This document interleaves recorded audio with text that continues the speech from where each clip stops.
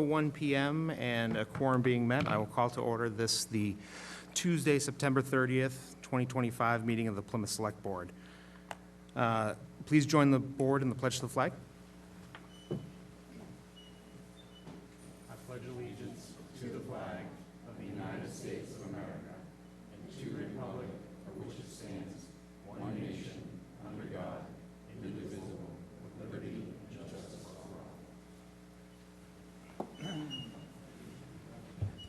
all. Pursuant to Massachusetts General Law, Chapter 30A, Section 20, any person may make a video or audio recording of an open session of a meeting of the Select Board after notifying the chair, subject to the reasonable requirements of the chair, so as not to interfere with the conduct of the meeting. At the beginning of the meeting, the chair will inform other attendees of any recordings. We are aware of recording by the local scene, which will be broadcast on cable network and the YouTube platform. Pursuant to Chapter 2 of the Acts of 2025, an act relative to extending certain COVID-19 measures adopted during the state of emergency, signed into law on March 28, 2025, this meeting will be conducted via remote means and in person. Members of the public who wish to watch this meeting may do so in the following manner. Tune into the local scene government access cable channels Comcast 9 or Verizon 47, or watch the meeting as it's aired live, or watch it on the local scene website. There's also a link to the Zoom webinar, which is available on the town's website. At this time, we'll turn towards our agenda items. First, I'd like to welcome the police chief to lead us in the police department promotions and swearing-in ceremony. Chief? Mr. Chairman, thank you for the opportunity tonight to allow me to introduce you to our latest promotions and 2 new hires. Appreciate your time. First up would be Captain Victor Mark Higgins. Captain Higgins has been a member of the Plymouth Police Department since 2005. As a patrol officer, he served as a patrol and a narcotics canine handler. He was promoted to sergeant in 2015 and assigned as a patrol supervisor. In 2019, he was promoted lieutenant and worked as a shift commander. And in February 2023, Captain Higgins was reassigned to lead the training division. He is a veteran of the U.S. Coast Guard and is currently pursuing a bachelor's degree at Curry College. He currently oversees the operations division. It's also worth noting he's the son of retired Plymouth Police Lieutenant Victor Higgins. He's in the audience tonight. Lieutenant Daniel Hurd. Lieutenant Hurd has been a sworn member of the Plymouth Police Department since 2014. As a patrol officer, he served as both a field training officer and as a street crimes officer. In 2023, he was promoted to the rank of sergeant and worked as a patrol supervisor on the day shift. Lieutenant Hurd is currently assigned as the 4 to 12 shift commander. Sergeant Alex Smolinski. Sergeant Smolinski has been a member of the police department, Plymouth Police Department, since 2017, which he served in the patrol division. In 2021, she was appointed as a school resource officer and was assigned to the Plymouth South High School with a K-9 Baja.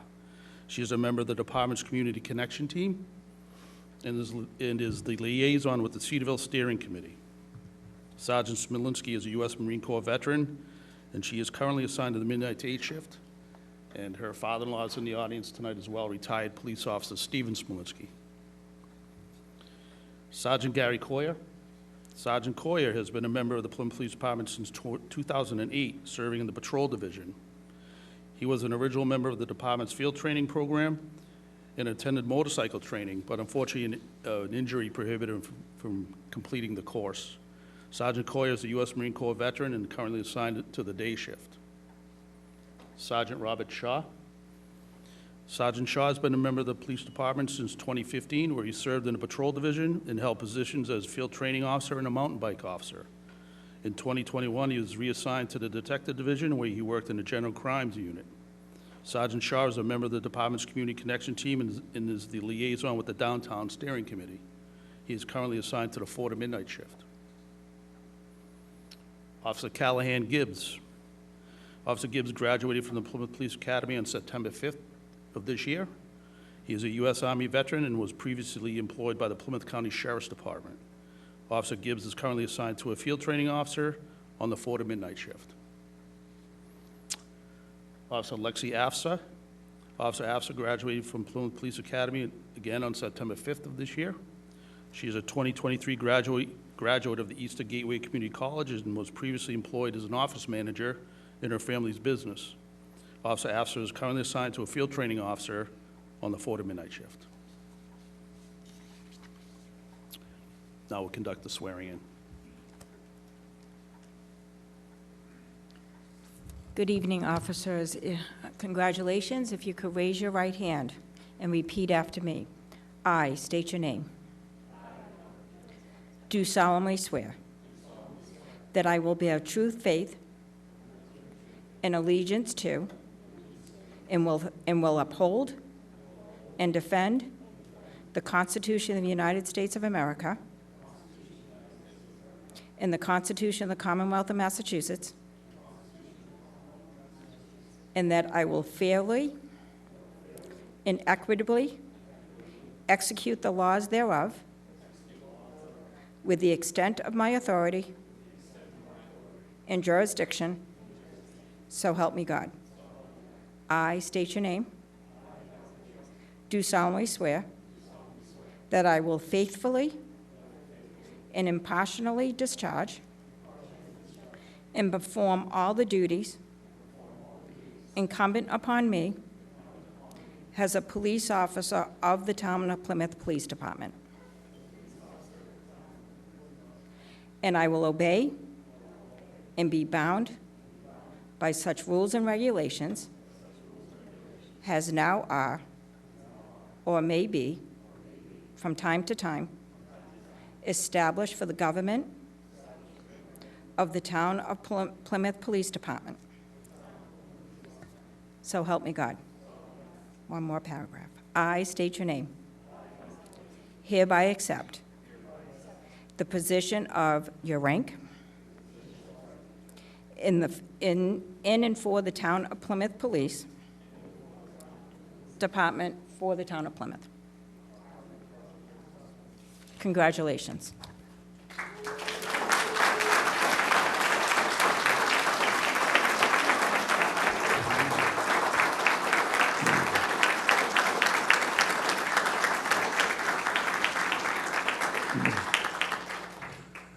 If I may, Representative Michelle Badge is in the audience today and would like to say a few words. Thank you all so much for having me. Representative Badger. On behalf of myself and Representative Lenatra, we wanted to congratulate you on your promotions and your being sworn into the Plymouth Police Force. I'm so grateful for all of you and all of your service to our community, there's my words, and all that you're doing every single day. We have a little something for you, and I think we're gonna go down the hall and give it to you, but a citation that comes directly from both, we have the Senate from Senator Fernandez, and myself and Kathy Lenatra have a House citation for you just to commend the hard work and dedication that you all put in every single day, and I'm just very grateful, so thank you. Congratulations.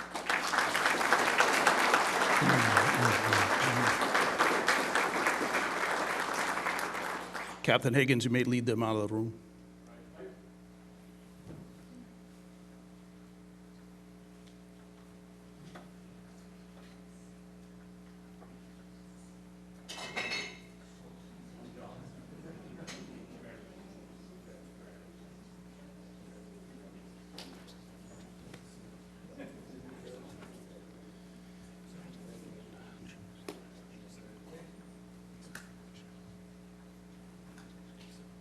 Again, Mr. Chairman, I'd like to thank you and the rest of the board for your time tonight.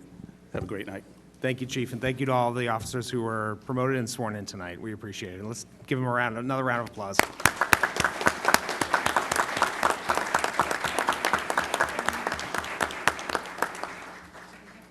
At this time, we'll take a 5-minute recess to allow for folks to mill about the room, go take pictures with their family. We'll be back at approximately 6:16 p.m.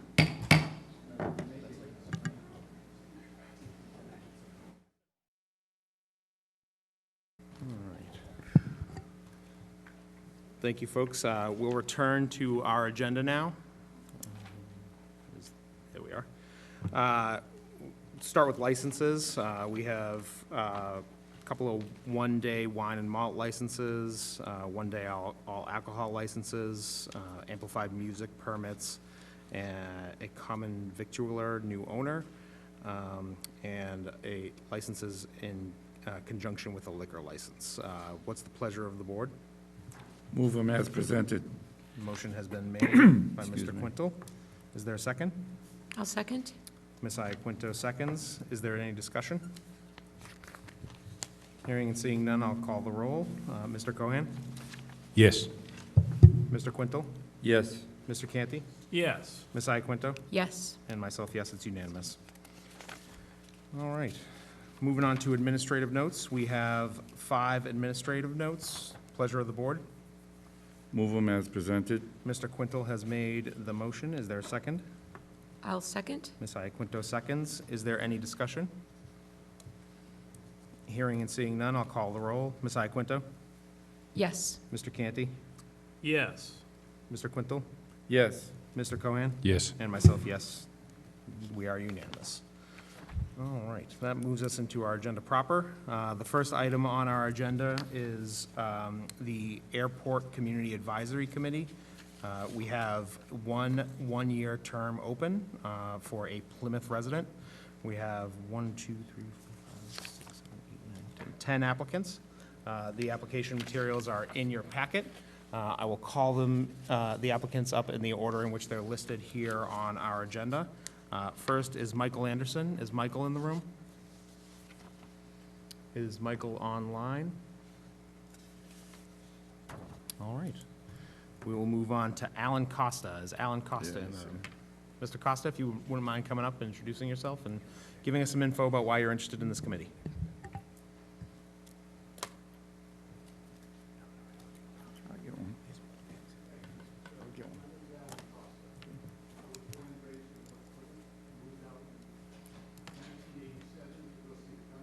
Could you put your microphone on? Make sure the green light's on.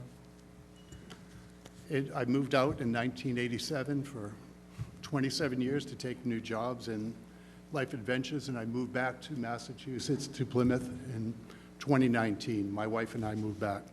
I just recently retired after a 45-year career in the commercial insurance industry, primarily in management and specifically in risk management.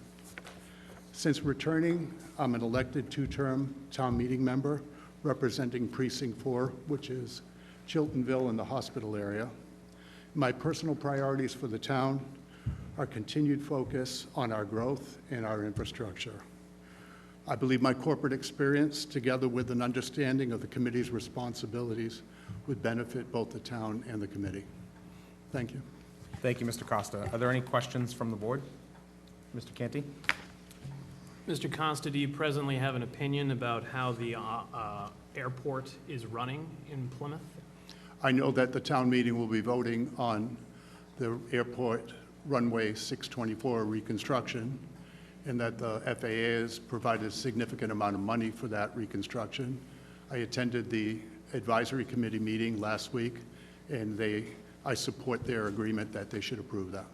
Okay, and do you, as you stand before us now, do you have any opinions about whether the airport is running well or running poorly or anything in between? I do know that the airport comes under the general administration of the town, and unlike our harbor master that makes a lot of money with working on the moorings, the sales of our jet fuels and aviation fuels are the main source, leasing hangars and others are also revenue increases there.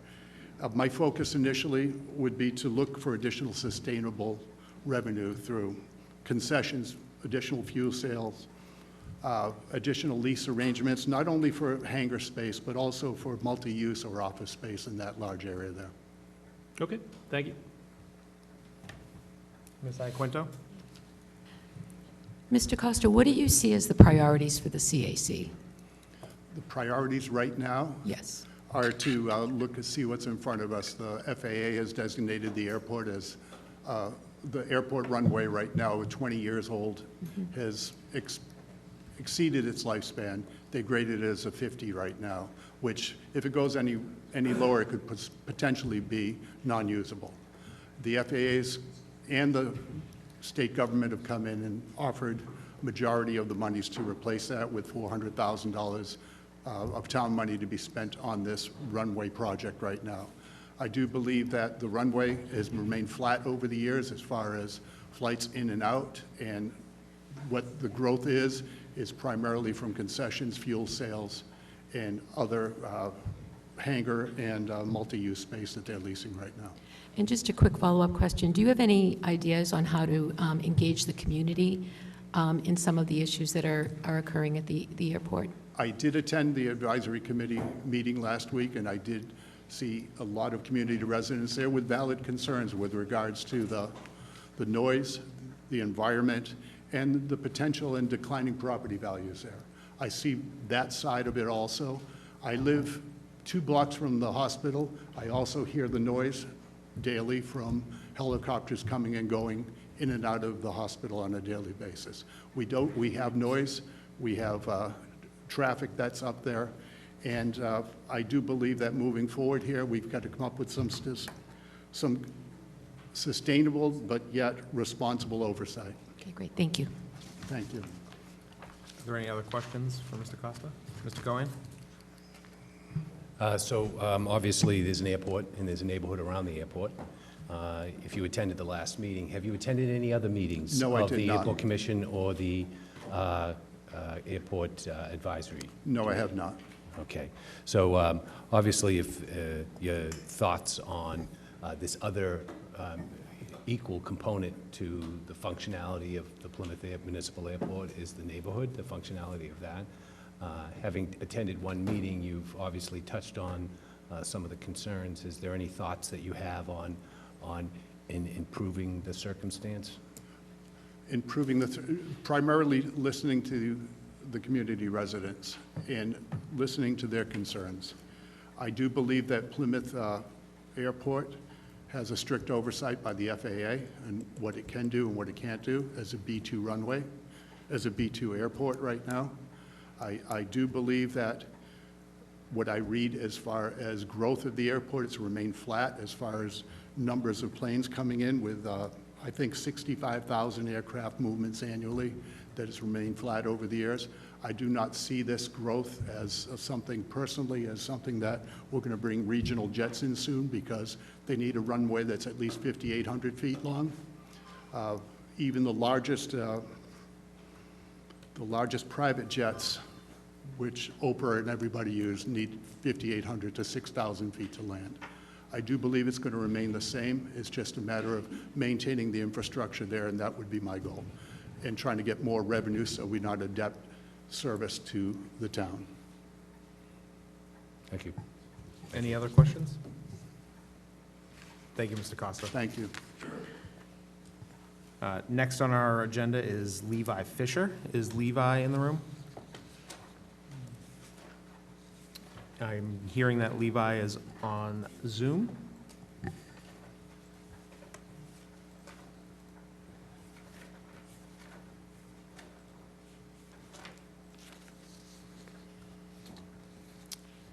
We're bringing Levi into the room. Levi, if you could unmute yourself. Hello? Go ahead, we can hear you. Okay. I'd like to withdraw my application. Oh, okay. Well, thank you for your time. We appreciate your application. Thank you. Is Thomas Kazari in the room? Don't see Thomas. Is Thomas on Zoom? All right. This is going well. Is Ken Kessel in the room? Yes. Excellent. Mr. Kessel, come on up.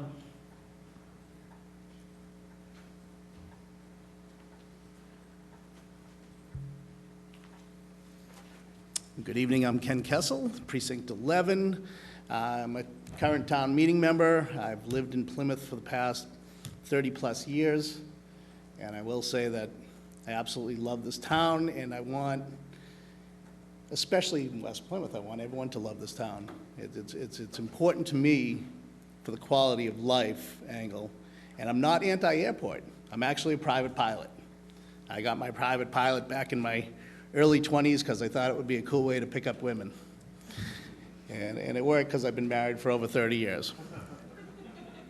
Everybody wants to see their own house from the air.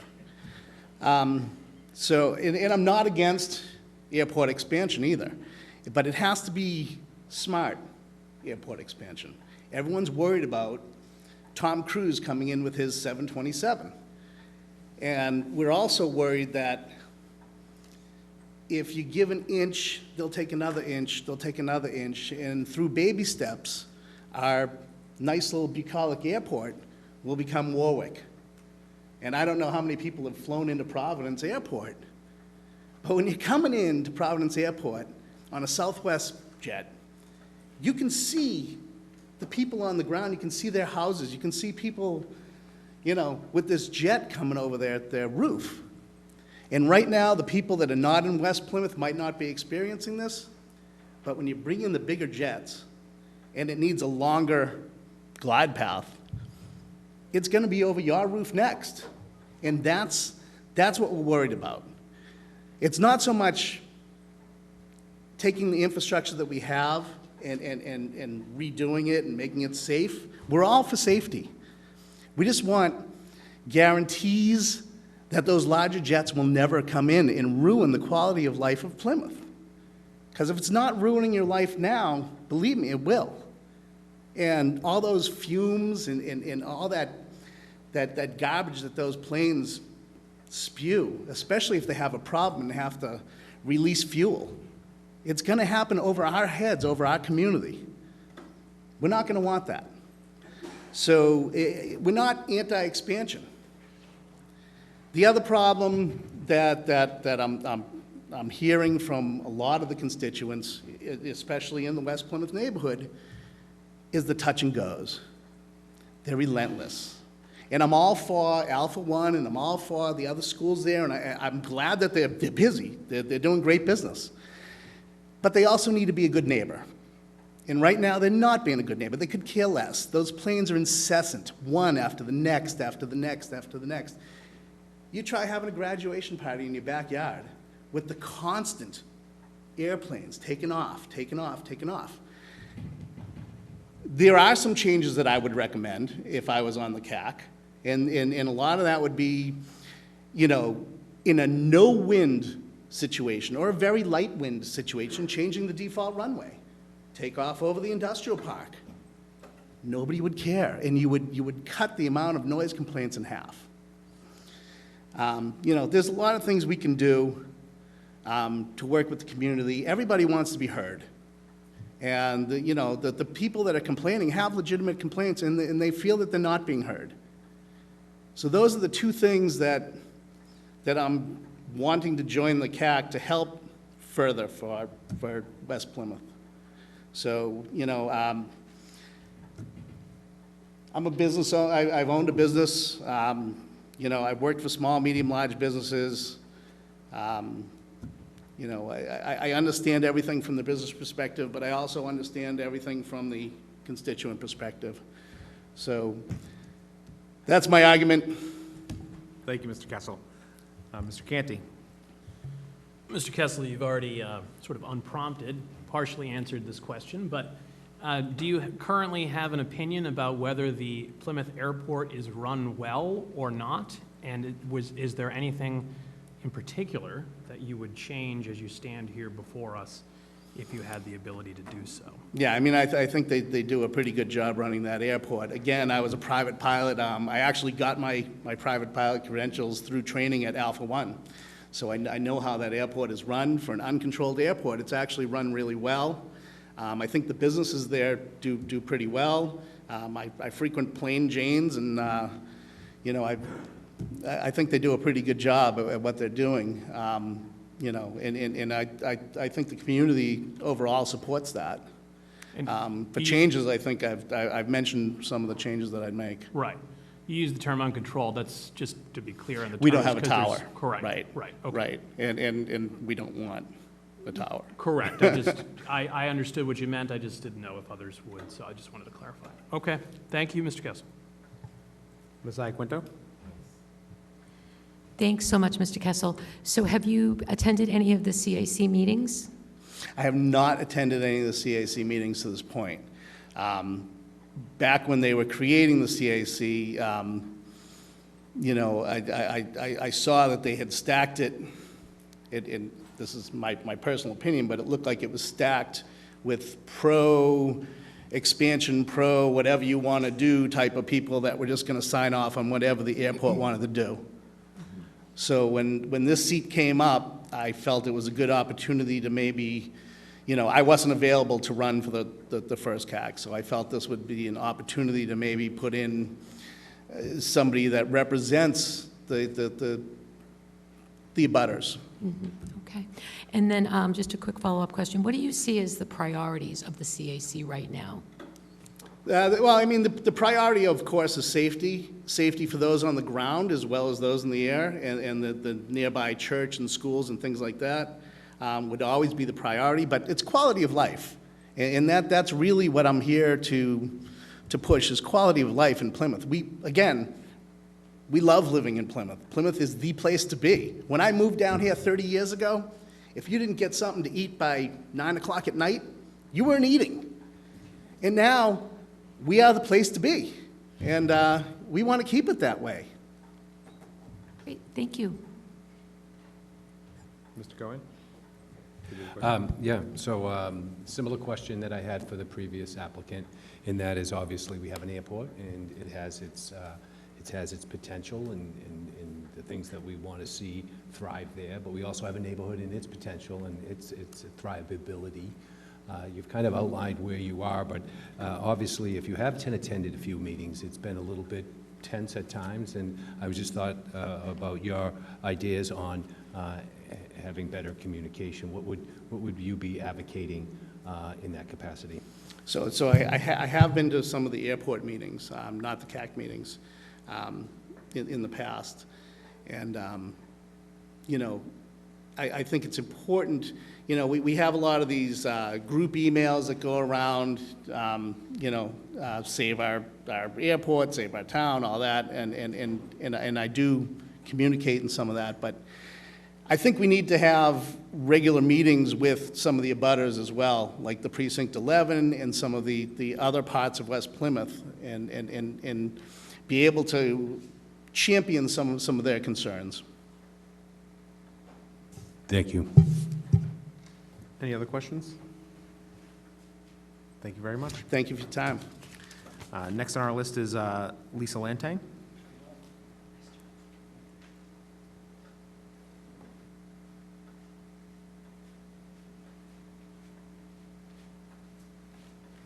Hi, Lisa Lantang, West Plymouth Precinct 10, the CAC. The discrepancy between our expectations and the current makeup of the CAC has led to concerns about whether the voices of actual residents are being prioritized. Many of us hoped that the committee would serve as a platform for our local input and advocacy, not just as a forum for those with vested interests in the airport. The lack of transparency from the Airport Commission and manager is relentless. With no transparency, we wonder how the CAC is supposed to advise on anything. There are no action items with the CAC, there's no follow-up, there's no communication with the public. There's no way for the public to reach the CAC besides going through the airport manager. The frustration of the neighbors who do come to speak is great. Many don't come back after the way they're treated at the meetings. At this point in time, well, I originally applied because of the need for more resident representation, but at this point in time, I'm compelled to withdraw my application from the CAC. But I do ask that you consider the neighbors most impacted by the activities of the airport, not just those with airport qualifications. If I may suggest applicants, Lorraine Ramsey, Jeffrey Nardone, who didn't know he had to be here tonight, so we're hoping he hops on Zoom, and Ken, who is also a resident impacted by the airport. Jeff Nardone showed great fortitude in the last CAC meeting, pushing through the dismissiveness of his questions, and I believe he would be a positive addition to the CAC. Lorraine Ramsey attends every single airport meeting, every single CAC meeting, and she works diligently to understand and ask thoughtful and intelligent questions, even when she is consistently discouraged and dismissed. She would also represent the neighbors well. I thank you for your time, and that's it. Thanks. Thank you, Ms. Lantain. Thank you for applying. And we'll consider your remarks as we make this appointment. Is Jeffrey Nardone? I'm not It sounds sure like he's if not in the room. He's not in the room. I just don't know if he was trying to get on Zoom. Is he on Zoom? All right. Well, we can certainly come back if he does join us on Zoom. Is Cole Prucha in the audience? Is Cole Prucha on Zoom? All right. Lorraine Ramsey?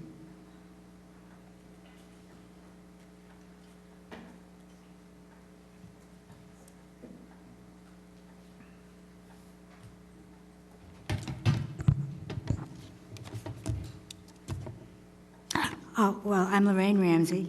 I live in West Plymouth. I'm not a native, unfortunately. I've been visiting Plymouth since the 1980s. I inherited my property, and I loved West Plymouth. It was wonderful. I was a hiker in the forest. It was everything about it was wonderful. So it's changed over the course of time, like everything, of course, and I had some concerns. I have been attending all the airport commission meetings for the past year and a half. I have the notes, and I ask a number of questions. I really try not to repeat myself, but if I got the answers, I wouldn't have to keep repeating the same question. Anyway, I think both sides have legitimate issues and arguments. I've just reviewed the master plan, and I'm wondering if people on the CAC even read that. And the airport website, I've gone through that meticulously. And unfortunately, it's very misleading, some of the information on there, and I'd like to verify that, which is hard to do sometimes. But anyway, I'm willing to work on that. Both sides have very good arguments. But you know, the airport, in my view, I could be wrong, is a community service, okay? It was there for med flight, police, firefighting, air search and rescue, anti-terrorism, home for the local aviators and their planes, which worked out well. It was a very functioning airport. In fact, up until the last expansion of the runway, I never knew planes were there. I'm 2 miles from the airport. But now in the summer, just sitting in my peaceful yard, I can't hear birds, well, except the birds in the airplanes, if you want to consider them sort of a mechanical bird. And I do think there has to be solutions, compromise, and negotiation, which I don't feel is happening. I have an idea there seems to be no regulation on the businesses in the airport, and I'm trying to figure out who controls the businesses on the airport, who's in charge, The airport commissioner does a wonderful job. They're dedicated, they've been doing it for years, and they know what they're doing.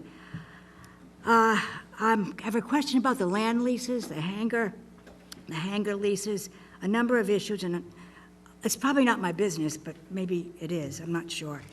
But I think there has to be an oversight, which I'm not sure about. Solutions would be, I don't know, private jets are seem to be very popular right now in a lot of airports. A friend of mine lives outside of Hanscom Field in Bedford. The private jets came in, and I heard this because, rumor has it, the sports teams, whatever, nobody wanted to fly into Logan. It's much easier to fly into a smaller airport with your private jet. Private jets, I don't know if they're here to stay or not, but they're polluting. There's a lot of issues with them. So limiting, no more private jets. When I first moved, in the 80s, there were no jets at the airport. It was a regular little airport, with little planes. It was fine. And all of a sudden now, private jets I think it's, don't quote me, I don't know, but it's lucrative to get private jets in, okay? Except for the people on the ground.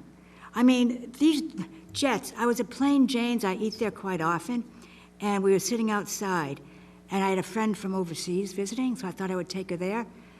A private jet was refueling. The fumes were toxic. Planes were going continually during that hour from 12:30 to 1:30. I think it was a Sunday. We couldn't even have a conversation. I was a little bit embarrassed. In fact, she even said, "Oh, those fumes are terrible." So there's an issue there. I think that the hours of operation of the flight schools have grown tremendously. And there's nothing wrong with that. But it's private pilot licenses. They're not even, training pilots for commercial aircraft. So anyway, I don't know why they can't have regular hours, and maybe have night flying, night training, a couple of nights a month, or maybe have ground training, so at least the neighbors know. But they should, every hour in the hour, I mean, it's just not nice. I think that Pro Airways, which is a jet charter service, which flies all over the world. I mean, I think they're housed here, but they can grow as well. I think Alpha One can probably grow more, and more jets are taking over. So I don't know.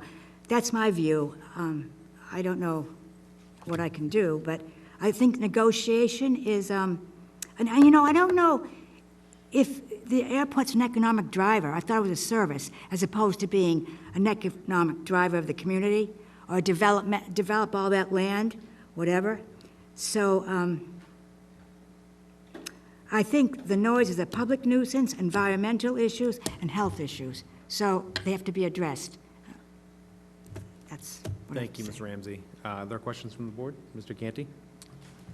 Ms. Ramsey, you've expressed some, but do you have any particular things that you would like to change as you stand before us in terms of the operation of the airport? Yeah. And an opinion about whether or not the airport is run well or not at this time as you stand before us? I think it's run well, but I'm thinking of the motives behind the people that run it. I know it's a lot of them are like businessmen from the community over the course of the years, and that's fine.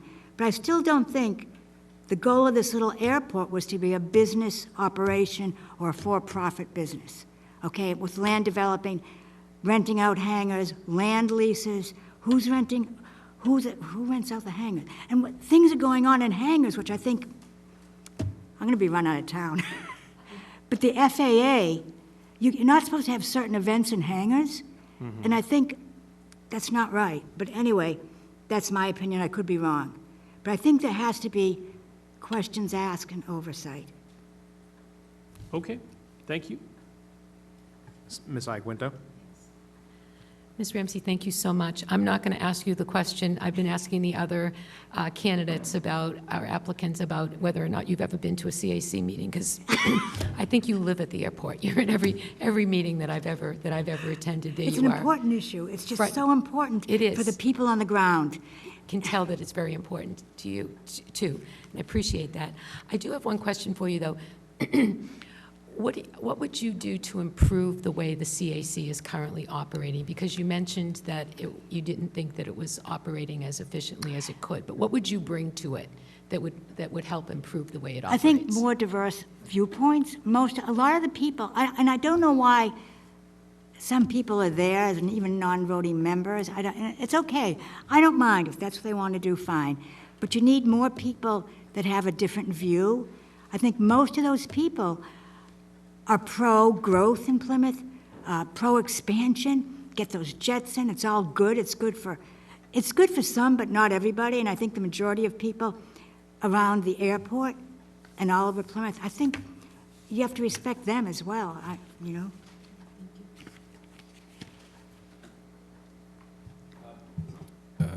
Lorraine, just to build on what Deb was talking about, in the question that I've asked the previous applicants, and that is, obviously you have an airport and an airport advisory group. You've been able to attend all of those meetings along with the Airport Commission, because the meetings I've attended, I've seen you there. So you obviously have that experience of watching these boards and the board that you're applying for. And obviously, there is the airport and its responsibilities in the neighborhoods and their interests. And how do you think you could help have them work better together? Well, I think the public has to be more aware. I'm sort of like, I feel like I'm fighting the battle on my own, because sometimes I'm the only person at the airport commission meetings. I think the people don't know. I mean, there has to be more community outreach, I think, for people to come forward and voice their opinions. If I wasn't there every month, I wouldn't know what was going on, because I don't think there's anything in the local news. I don't do social media for various reasons. So there has to be other ways, even flyers in mailboxes, or flyers at the public library, or downtown in the businesses, community billboards, health clubs. I mean, there's lots of places things can be advertised so people know what's going on. I don't know if you can do mailers in mailboxes or something like that. Thank you. Any further questions? Thank you, Ms. Ramsey. Thank you. The last person on our list is Daniel Schism. Is Daniel in the room? Is Daniel on Zoom? Seems like he is. Go ahead, Mr. Schism. You'll need to unmute yourself, but then introduce yourself. I'm here. Can you hear me? Very, very little. Could you move closer to the microphone? I will. I'll try to speak up. Thank you very much. Much better. Go ahead. No, hi. I appreciate the opportunity to introduce myself. I'm a recent resident here in Plymouth, having married decades ago up on the North Shore, left Massachusetts, but have come back now to Plymouth the last 4 years. Recently retired in the springtime, so I now have more time that I'd like to dedicate to community issues, where I feel I can make a contribution. My professional experience has been in energy, development issues. I'm very familiar with typical development issues revolving around complicated projects, whether it's land issues, permitting issues, local, state, federal, community issues. These are things that I have normally dealt with in my career. I'm really very gratified to hear that a lot of people have that same concern that have spoken. It is very critical that whatever is happening with the airport, how it happens is very, very important. Engaging with the local community, with the neighbors is hugely important. All developments, whether it's just the operations or future development, expansion of the airport, it comes down to a number of key issues for people that live nearby. The noise, traffic, property values, how are they involved? Do they have a say? And I really think that as the woman who just spoke now, spoke very, I think, eloquently about being involved locally, very critical. I think my skill sets have been really focused on how we can move things forward, but nothing really can move forward without engaging with the local community, getting their buy-in, hearing from them, being very transparent, and really come to a solution to the problems. And there will be problems along the way, but I think I find people to be very open to hearing from one another and coming to a consensus as to how to move forward. So I think my skill sets in terms of working on development issues, I think can be useful to the airport. I think it would be very exciting to work with the Airport Commission and provide my expertise and guidance to the best I can with the rest of the commission members. So I really look forward to having the opportunity to perhaps participate in a more concrete way in the community here in Plymouth. Thank you. Are there questions from the board? Mr. Canty? Mr. Schism, as you appear here before us, do you presently have an opinion about how the operations of the Plymouth Municipal Airport are going and whether it is run well or not? No, I do not. As I said, I've been here now living in Plymouth 4 years, been just recently retired, had a heavy travel schedule, but I do know the airport has been here a very long time, has been engaged in a number of pretty high-profile developments in the community, but as far as whether it has been run well, it's been here a very long time. I think that speaks for itself. Certainly would love to be involved more deeply in terms of moving the airport forward in terms of its involvement with the community and perhaps its expansion and continuing development to bring in more businesses, more revenue to the community. So I think I'll look forward to learning more about how the airport runs. Thank you, Mr. Schism. Other questions? Ms. Iaquinto? Thank you, Mr. Schism. Just two questions. First, have you ever attended one of the CAC meetings? No, I have not. Okay. And what do you see as the priority of a group like that, of the CAC? Well, I mean, to understand what is really going on and why, and to be very transparent in all activities in terms of the airport. I've been involved in a lot of high-profile developments over the course of my career, and I really can't say enough about local involvement, staying involved, being involved, telling people what's going on, listening and following up, and making sure there's active dialogue between the project participants, and here in this case would be the airport, and the local residents. The local residents are just critically important. I mean, I just can't say enough about that. That's been my experience throughout my career to gain acceptance to projects. And I think even with controversial efforts, there's no way people can come to the table, reach consensus as to what is the best path forward. And I think I can help in that regard. Thank you very much. Further questions? Mr. Cohen? The same question I had for the other applicants. Any thoughts on, you have an airport, you have a neighborhood, how would you, in your capabilities, in your interests, improve that dialogue between the two on that board? Well, keep it up, do it often, and maintain open communications. And as I think the lady that spoke before me, just open communications, advertise, solicit people. It's not hard, it's not complicated, it's not expensive to do that. This is a local airport, been here a long time, and it's not going anywhere. But I think the people that live in the area around the airport are the real stakeholders here. They need to be involved, and there needs to be outreach and continued outreach to make sure they understand what's happening and to hear what their concerns are. And I think, given that, I think consensus can be reached in terms of the best path forward, and I look forward to trying to be involved in that. Thank you. Further questions? Hearing and seeing none, I'll ask again, have any of the applicants that did not appear shown up on Zoom, Jade? All right. Well, I'll bring it back to the board then. So we, just to update, Mr. Fisher and Ms. Lantang withdrew their candidacies. We had 4 candidates other than that appear: Mr. Costa, Mr. Kessel, Ms. Ramsey, and Mr. Schism. This is a single one-year term, so each board member will get a single vote. So I'll just go down the roll and ask each board member for whom they're voting. I'll start with Mr. Cohan. Who is your vote for? Lorraine Ramsey. All right, one for Ms. Ramsey. Mr. Quintal? Lorraine Ramsey. 2 for Ms. Ramsey. Mr. Canty? Daniel Schism. Mr. Schism. Ms. Iaquinto? Elaine Ramsey. Elaine Ramsey. And I will vote for Mr. Kessel. That is 3 for Ms. Ramsey. Congratulations, you've been appointed to the Citizens Advisory Committee. Thank you to all who applied.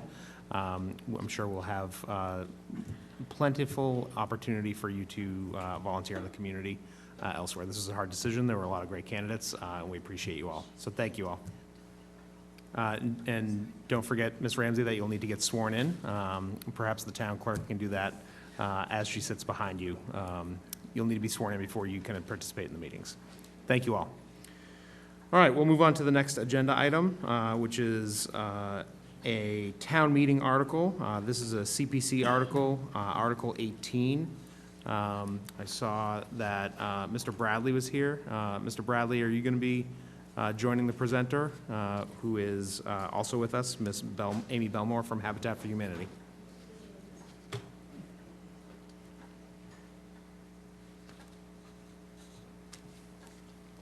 Good evening, Ed Bradley, Chairman of the Community Preservation Committee in Plymouth.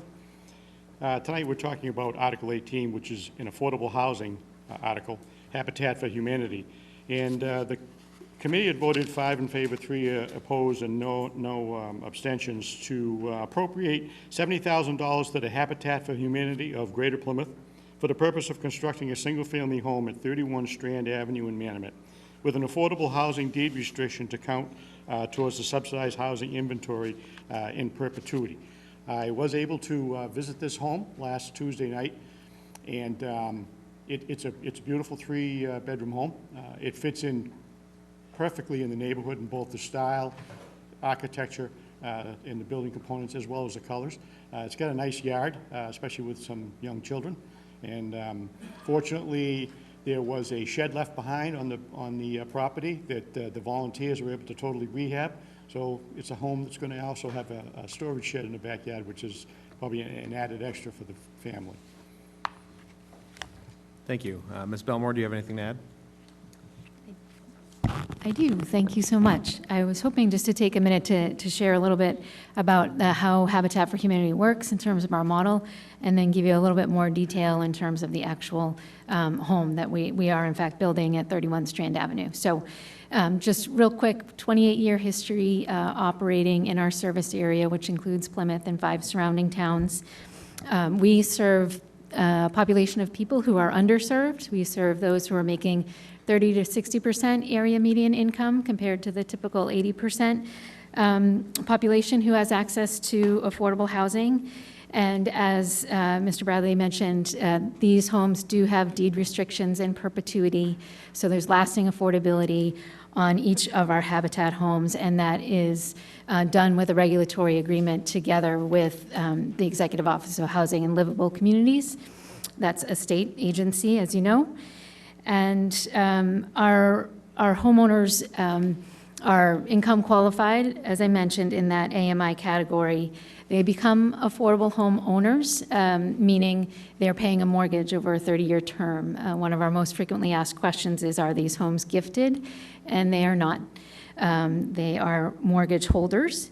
And in addition to paying that mortgage, they are also putting in sweat equity hours. That's a Habitat lingo for volunteering putting their own hands to work on building their own home alongside the volunteers that we use as the majority of our construction labor force. So the way in which Habitat is able to keep the cost of our homes low is to use community volunteers and trade partners who are providing discounts and pro bono services to really lower the cost of our homes to the point where we're delivering them at 50 to 60% the cost of a for-profit developer. And so there's real return on investment there in terms of when we come to CPC or when we went to the Affordable Housing Trust, we're really leveraging our nonprofit status and those dollars to get more and stretch the dollars. And we're quite proud of that work and the impact that we have on the families that we serve. And so I'm just going to all right, Jade, must be smarter than the remote. How do I do this?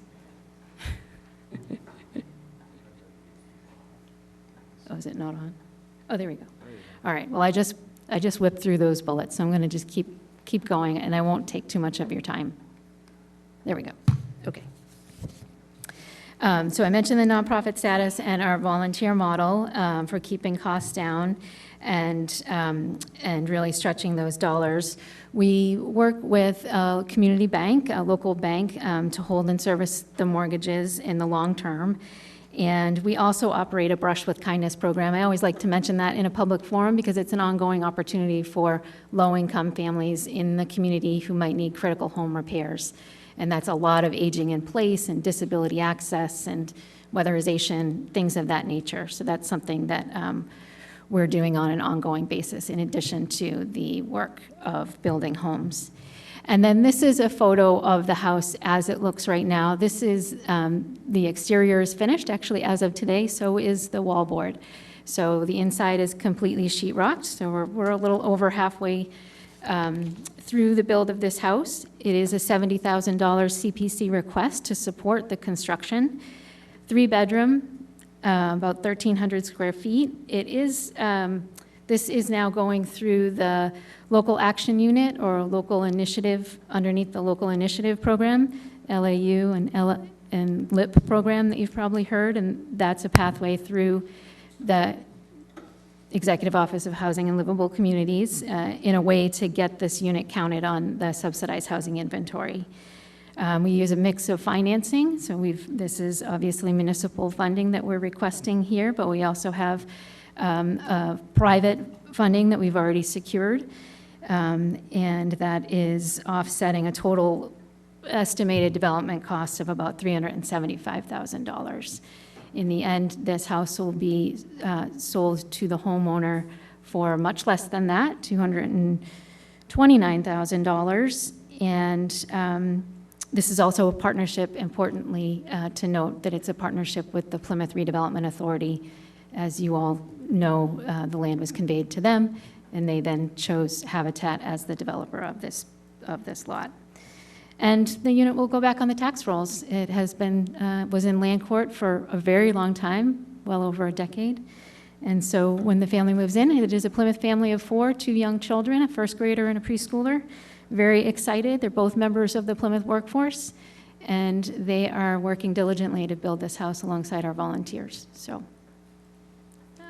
that's, and in the end, in terms of the community volunteerism, we estimate about probably over 350 volunteers will put their hands on this house. And these are groups, community groups, church groups, civic groups, businesses will come together and do team builds.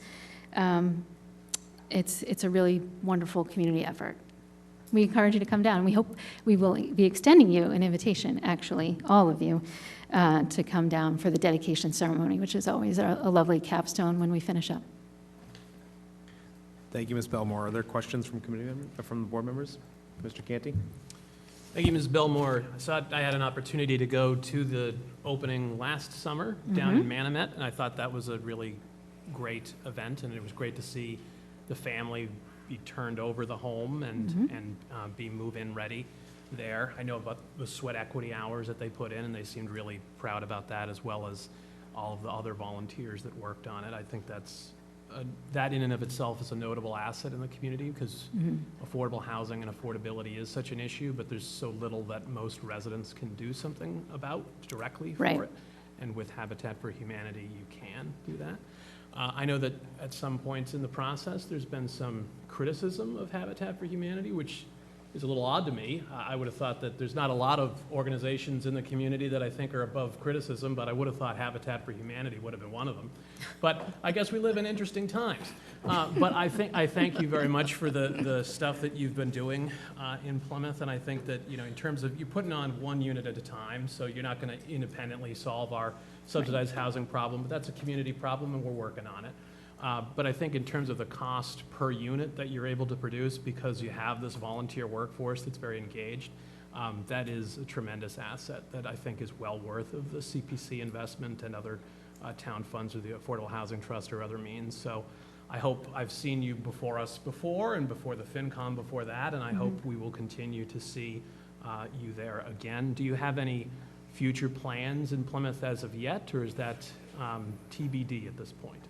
Well, no addresses to point to, but we are continuously looking at properties in Plymouth. I mean, continuously. In fact, we had spent quite a bit of time on one in particular, and that one has come off of our list simply because of the price point that was beyond our reach. And so that would have, what our thought process would have been for multiple units on that particular parcel. But we have a site selection committee that has about 6 or 7 people on it, I think 4 of which are realtors. So not only are the volunteers out building homes, but we have a slew of volunteers on the back side of things, you know, helping us to put together the projects and do all of the pre-development work and analysis on these sites. And actually something that you said, Mr. Canty, just reminded me to mention, when I talk about these volunteers, they all ages, my goodness, it's such a wonderful, rewarding experience, because people of all backgrounds and all ages are coming together to do something that everybody's pulling in the same direction, and it's really wonderful. But it's also worth mentioning that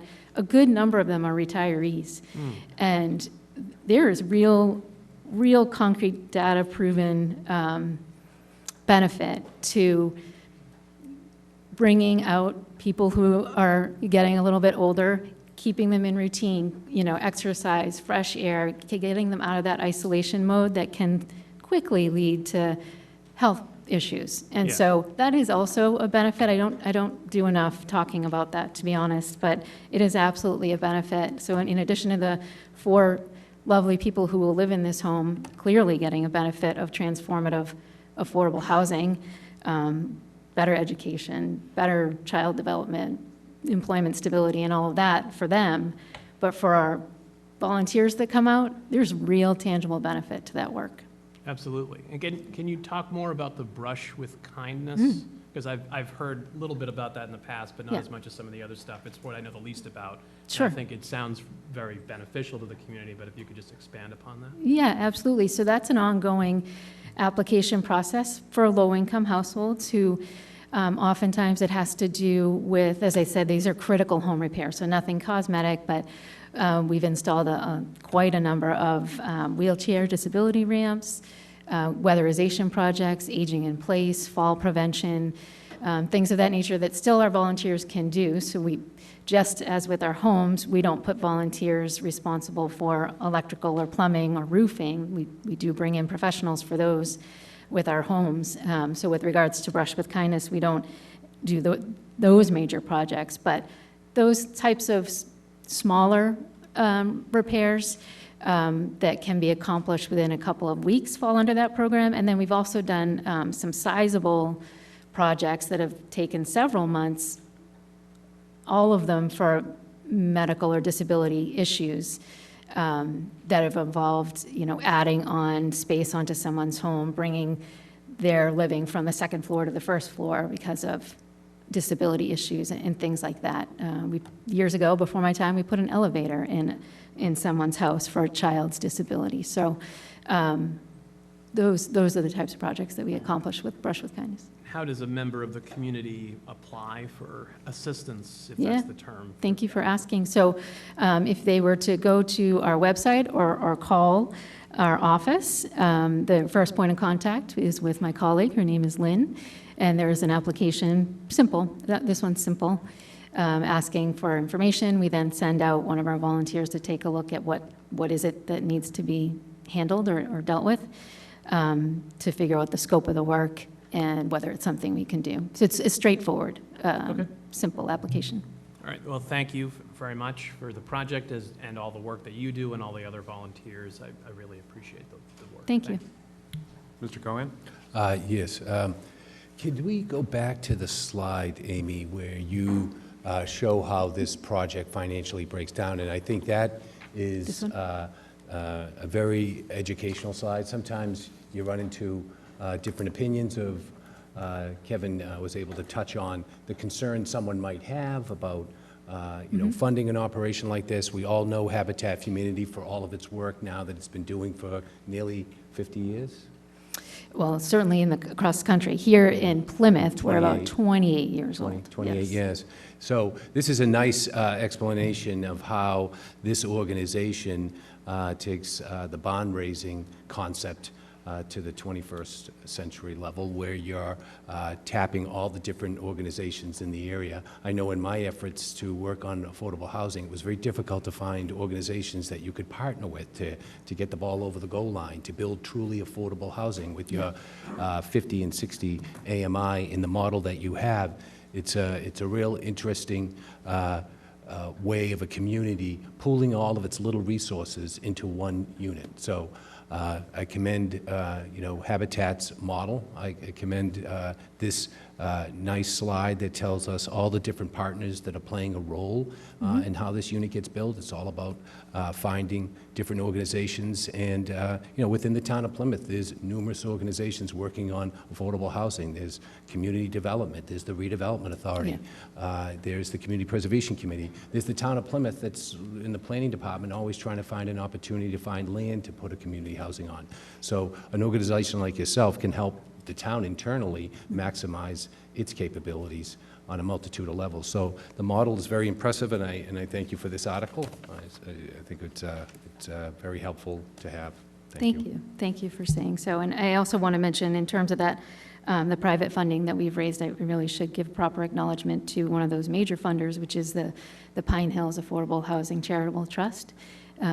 They've partnered with us in a major way this will be their sixth home with us, and so we're very grateful to them, and that they make up a big chunk of that private funding that we've already pulled together. And also, the Office of Community and Planning Development has been incredibly supportive of Habitat. We always want to thank them. Any Thank other you. questions? Thank you very much. Thank Bring you. it back to the board. As a reminder, because this is a CPC article, we do not control its addition to the warrant. It will move forward to town meeting, and the warrant's closed anyways, so. Is there a motion to recommend town meeting's approval? Make a motion that we recommend town meeting approve Article 18, CPC article, affordable housing, Habitat for Humanity. Mr. Canty has moved. Is there a second? I'll second that. I think I heard Mr. Quintal first, but Mr. Cohan was right behind him. All right, any discussion? Hearing and seeing none. Mr. Cohan? Yes. Mr. Quintal? Yes. Mr. Canty? Yes. Ms. Iaquinto? Yes. And myself, yes, it's unanimous. Thank you. All right, next on the list is Article 25, a citizen's petition article for zoning bylaw amendment to Section 203-2C. I see we have a number of presenters, so if you want to come on up and introduce yourselves and take it away.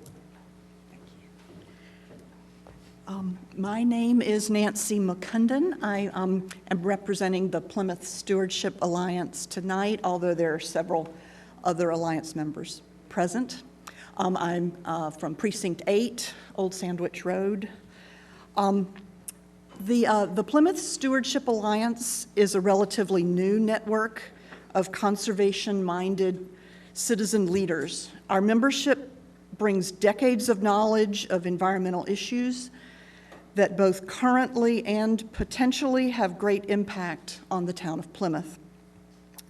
In response to hearing fierce public outcry over large-scale sand mining, the PSA used the citizen petition process to place an article on the warrant of upcoming fall town meeting. If passed, this would have enacted an 11-month moratorium on commercial sand strip mining, like we've seen at 71 Hedges Pond Road and 10 Collins Avenue, and it would have given the community time to rework the existing sand and gravel bylaws.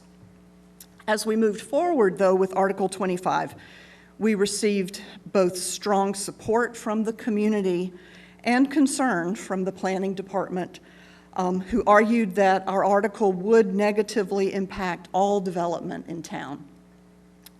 So after a series of meetings with the planning officials, the PSA agreed to recommend no motion and take no action on Article 25.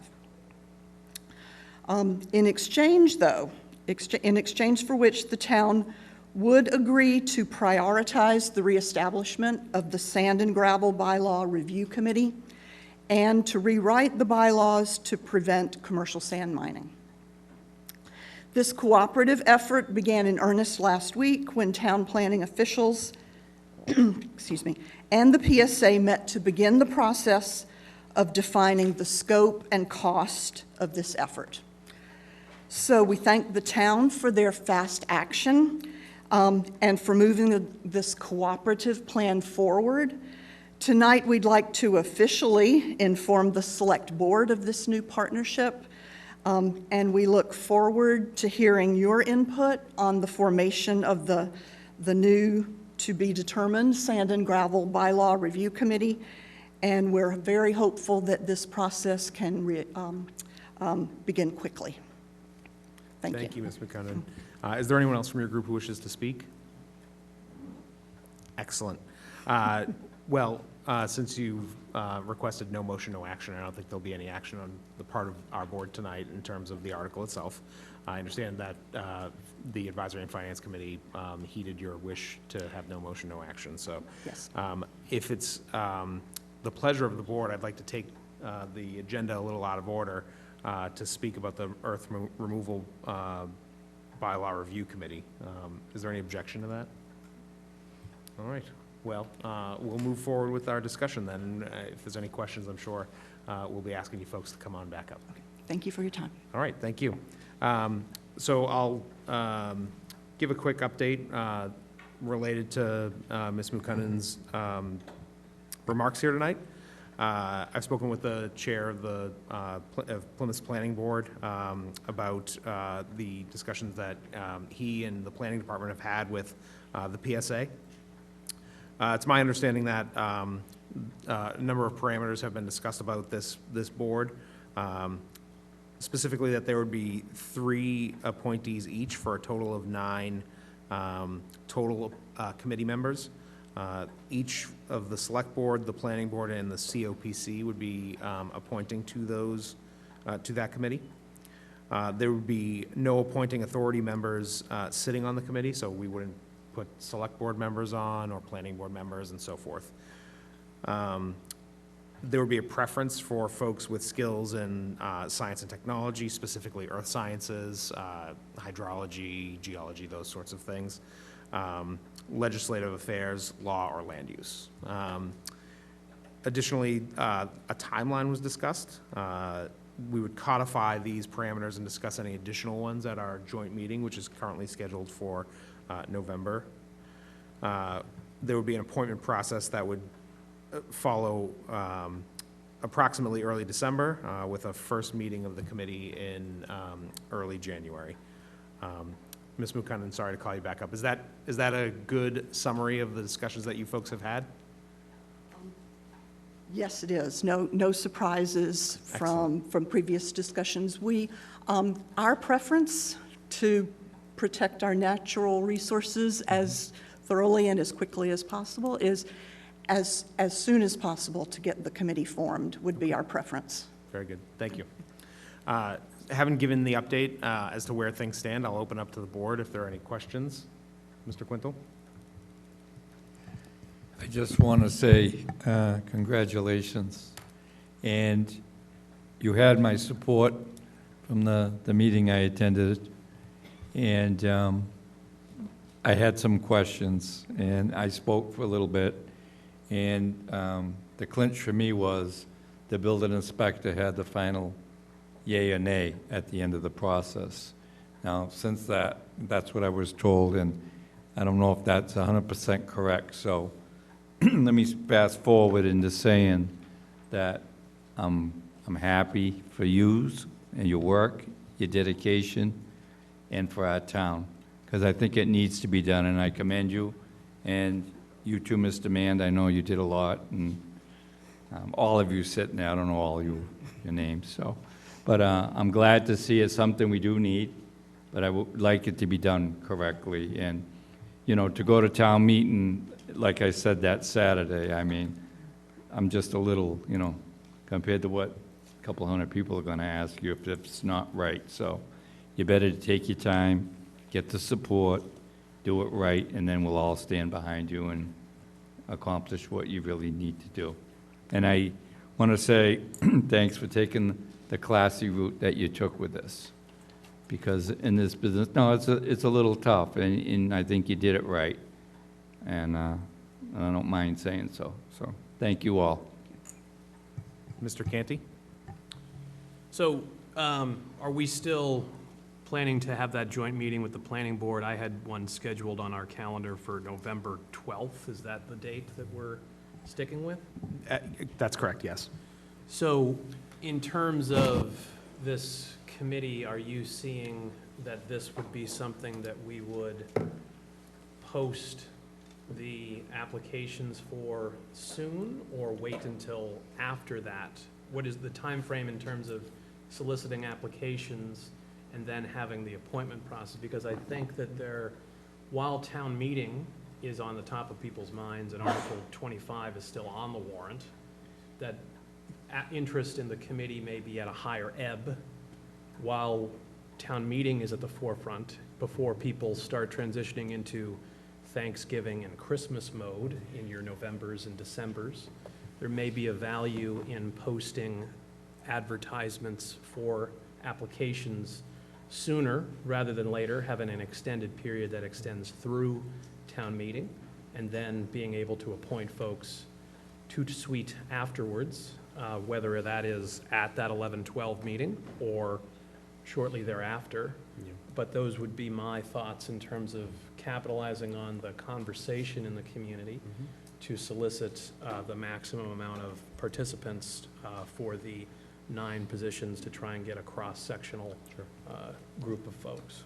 Yeah, great question. I'd have to do a little coordination with the planning board as well as the COPC. But I think we could certainly make a recommendation to our colleagues on those bodies to say we are interested in advertising sooner than later, if that's the wish of this board.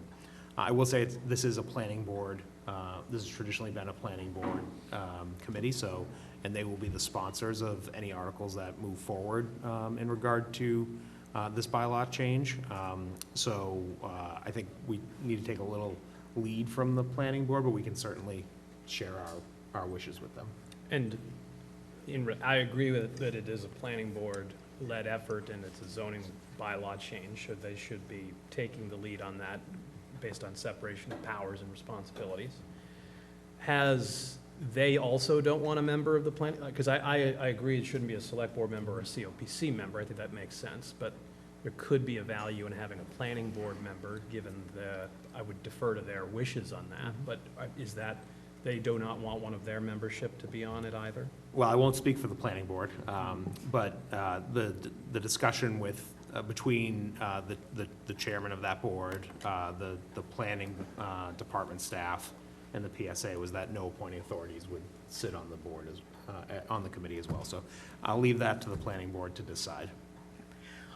I don't have an answer about committee membership, but we have requested some time at next week's planning board meeting to have this conversation about applications. So that will be a conversation happening at planning board next week, we expect. Okay, thank you, I appreciate that, and I look forward to seeing the process develop. Ms. Iaquinto? I want to echo Mr. Quintel in saying thank you for all of the work that you did to bring this very important issue up to the point that we're actually having an active, productive discussion about earth removal in the town. So I'm just delighted that we're at that point, and I have no doubt that we're going to be able to move forward collaboratively with all interested parties. I do have one question. Mr. Golden, you mentioned that we would be looking for applicants to this committee that had specific competencies and skills.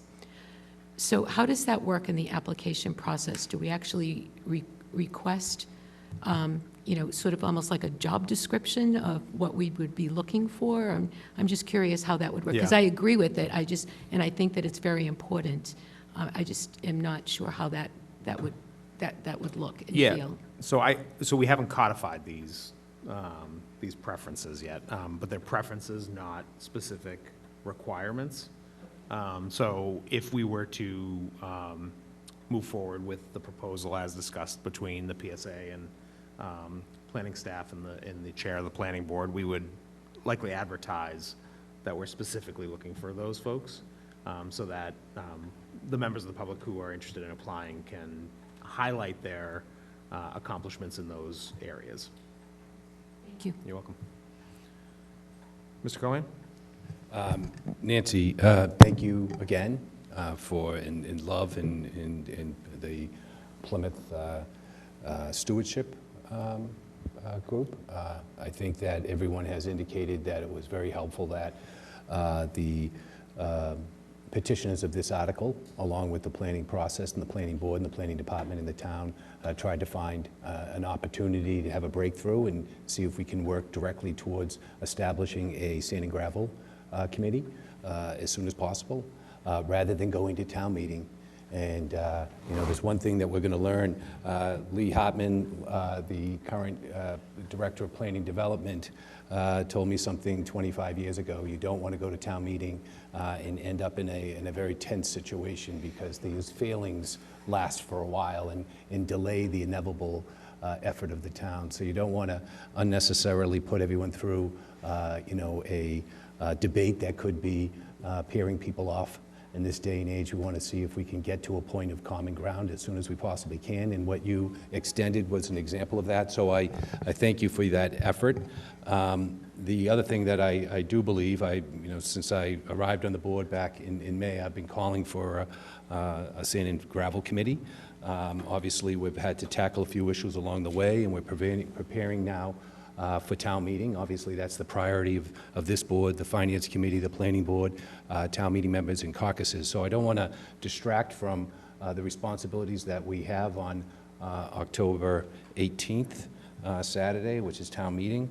But I think that we can do two things simultaneously, and that would be, as a board, moving ahead to declare that we're going to start taking applications, opening up a 30-day window, so that people have time to get their application in. Obviously, when town meeting is done, we can go back and look at these applications that are coming in during that process. So as we get to the late part of October, early part of November, we have, obviously, early part of November, we have an opportunity to actually put together a sand and gravel bylaw committee, or an earth removal bylaw committee, it's been suggested. So I'd like to entertain that in the form of a motion that we would take to vote to begin the notification of a 30-day window to seek applications for the Sand and Gravel Committee. I think this is important to send a message to the Planning Board and Town Meeting and the Committee of Precinct Chairs, because yes, the Planning Board does have a great deal of responsibility when it comes to the planning process, but we, as elected Select Board members, obviously it's part of our motivation for running for this office because of the concern of where we're going in terms of growth and development. So I think that the Select Board has an equal role in this question, and eventually any bylaw changes are going to have to go through the town meeting, and we need their buy-in. So I see this as three equal partners and working to solve a problem. So I'd like to, make a motion that we tonight make a commitment to opening up the application process, giving a 30-day window, so that when town meeting is over and we're in the early part of November, we could actually go and start to appoint people. Second.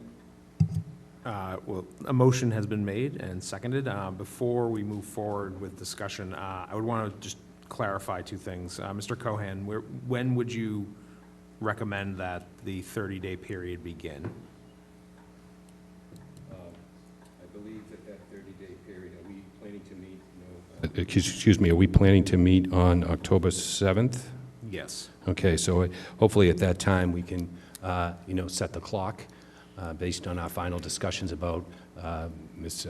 Quinto has brought up a point, and you touched on this point, what kind of qualifications are we looking for? Mm-hmm. So I think we'd make a motion tonight to, commit to this, and then our following night we can, open up the window for 30 days and give the applicant some indication of what we're looking for. Okay. Would you be willing, because I believe, and I'll ask Mr. Mand, you guys are scheduled to meet next on the 8th, is that correct? Would you be willing to go 2 more days to the 9th to open the application so that they can have time to have the discussion? Okay, yep, absolutely. Excellent. As long as we have an opportunity to take a vote on the, clarify on the 7th, obviously. And one final point of clarification, if you'll entertain me.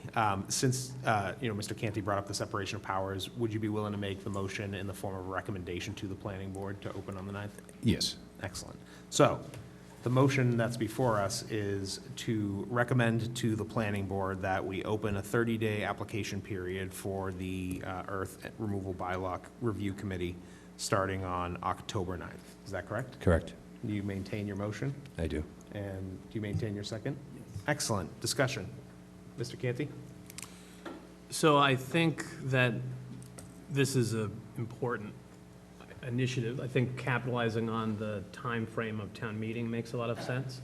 I hope the planning board will see this as a favorable recommendation, but if they don't, we as a board could open an application period for our portion of the committee if we really wanted to. Right. So either way, I'd rather do it collaboratively and cooperatively, but we do have other options if need be. But I do support the effort, and I think while it's at the top of mind and the top of the conversation, it makes the most sense to have these applications come in, having that period of time for people to get their ducks in a row and make the application process work for them. So I would be in favor of the recommendation, and I would be also further in favor of opening those applications one way or another in the near future. Excellent. Ms. Iaquinto? Yes, I agree that we should act quickly on this, and I like the idea of modifying the motion as a recommendation. I do have one question, though, if I'm allowed to ask a question at this point.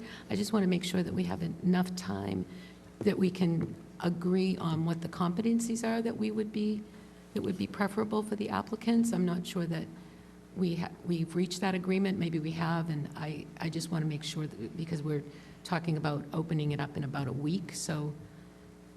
Yeah, I mean, I think that if it sounds like there is agreement Okay. among this Okay. board, and the planning board can certainly take it up on their end as they meet to discuss. I don't know that COPC will have time. They have pretty packed agendas between now and town meeting, but I will reach out to Mr. Tavares and ask that he also put it on a future meeting for his group as well. That's great. I just don't want us to overlook something in our desire to move this quickly along. Yep, understood. Did you have a follow-up, Mr. Canty? Yeah, I would just, our preferences are our preferences, obviously. So planning board, it sounds like they would, based on your conversations, are largely in line. COPC could look for just like citizen input if they wanted to, that's up to them. But it's a 9-member committee, and I think there's value in a cross-section, whether that be somebody that is just interested in it, or whether I do think there's a benefit in having expertise in a related field. But, the common man or woman's input is also of value. It absolutely is. I agree. Yes, so, we'll see how it plays out. Yep. Mr. Cohen? Just to assure Deb, Ms. Iaquinto, is that on the 7th, we would, spend some time just determining what the priorities are in the application process and the qualities we're looking for. And then we take a vote that evening to move forward, and then we have the 9th where we're waiting for the planning board and see where they're going to move, what direction they're going to move in. Great, thank you. Mr. Quintel? Yeah, I just would be mistaken if I didn't say thank you to you, Bill.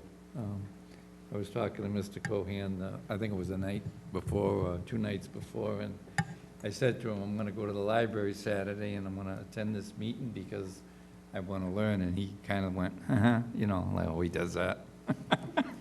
So I goes in the room, and guess who's working the sign-in table? Him. So he knew exactly where I was going. So, I know you put your heart and soul into it, and I just want to say thank you. Any further discussion?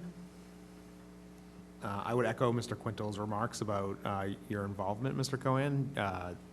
For folks who don't know, Mr. Cohen was instrumental in bringing PSA and the town staff and planning board together. So, again, thank you for doing so. I appreciate that those comments, but I always fall back on the idea that there's the nice thing about Plymouth and the instruments that we have to give self-governance is this ability to work with one another and find opportunities that are truly unique on a local level. So thank you to all. All right. So we have a motion and a second. Any further discussion? Hearing and seeing none, I'll call the roll. Mr. Cohen? Yes. Mr. Quintel? Yes. Mr. Canty? Yes. Ms. Iaquinto? Yes. And myself, yes. I will follow up with the chair of the planning board and let him know about our discussion here tonight and the recommendation that we have to open up on October 9th, pending their discussion at their next meeting. Thank you. All right, we're going to go back in order now. We have the town clerk, Ms. McElrath, here tonight, who's here to discuss the board and committee appointment overview. Ms. McElrath. Good evening. Good to see you again. So I was asked to, there was a discussion a couple weeks ago about appointed and elected officials, and I was asked to come and do a presentation, so I'll just get right into it and answer any questions you may have. So the current status, we, believe it or not, we have 549 appointed and elected officials in the town of Plymouth. 204 are elected, 245 are appointed by the Select Board, and there's about 100 appointed by other committees such as Moderator, Planning Board, as well as ex officios. For example, myself the town clerk is an ex officio of the Board of Registrars. So that's also included on those committees. So the background, I can tell you from 2022 through April 1 of 2025, these 549 officials were tracked with an Excel spreadsheet. It was very difficult to maintain that Excel spreadsheet. When officials were appointed at a select board meeting or by another appointing authority, sometimes that tracking wasn't always the best. And sometimes the email letting the appointee know that they were appointed and they needed to come in and get sworn in, as well as the other certifications, were not always timely. So, and this is my shout out to Jade, which I give every single time. When she came on board, she looked at me and said, that Excel spreadsheet is a lot. And I said, yes, it is. She goes, there's got to be something better. And the town supports me for going to town clerk conferences. I pulled out a brochure and said, check this company out. So we were able to get the system known as Onboard, the website system known as Onboard. We were able to get that funded, and through the tremendous work of Jade, we got all the data that was on that spreadsheet into Onboard, which tracks all the committee members, their terms, everything you could want. Due to the old tracking mechanism, not all the data was correct, or some of it was missing. And then pretty much this year, because we started using the Onboard as of April 1 of 2025, the town clerk's office, when people came in to get sworn in or take the oath of office, we input it into the Onboard software.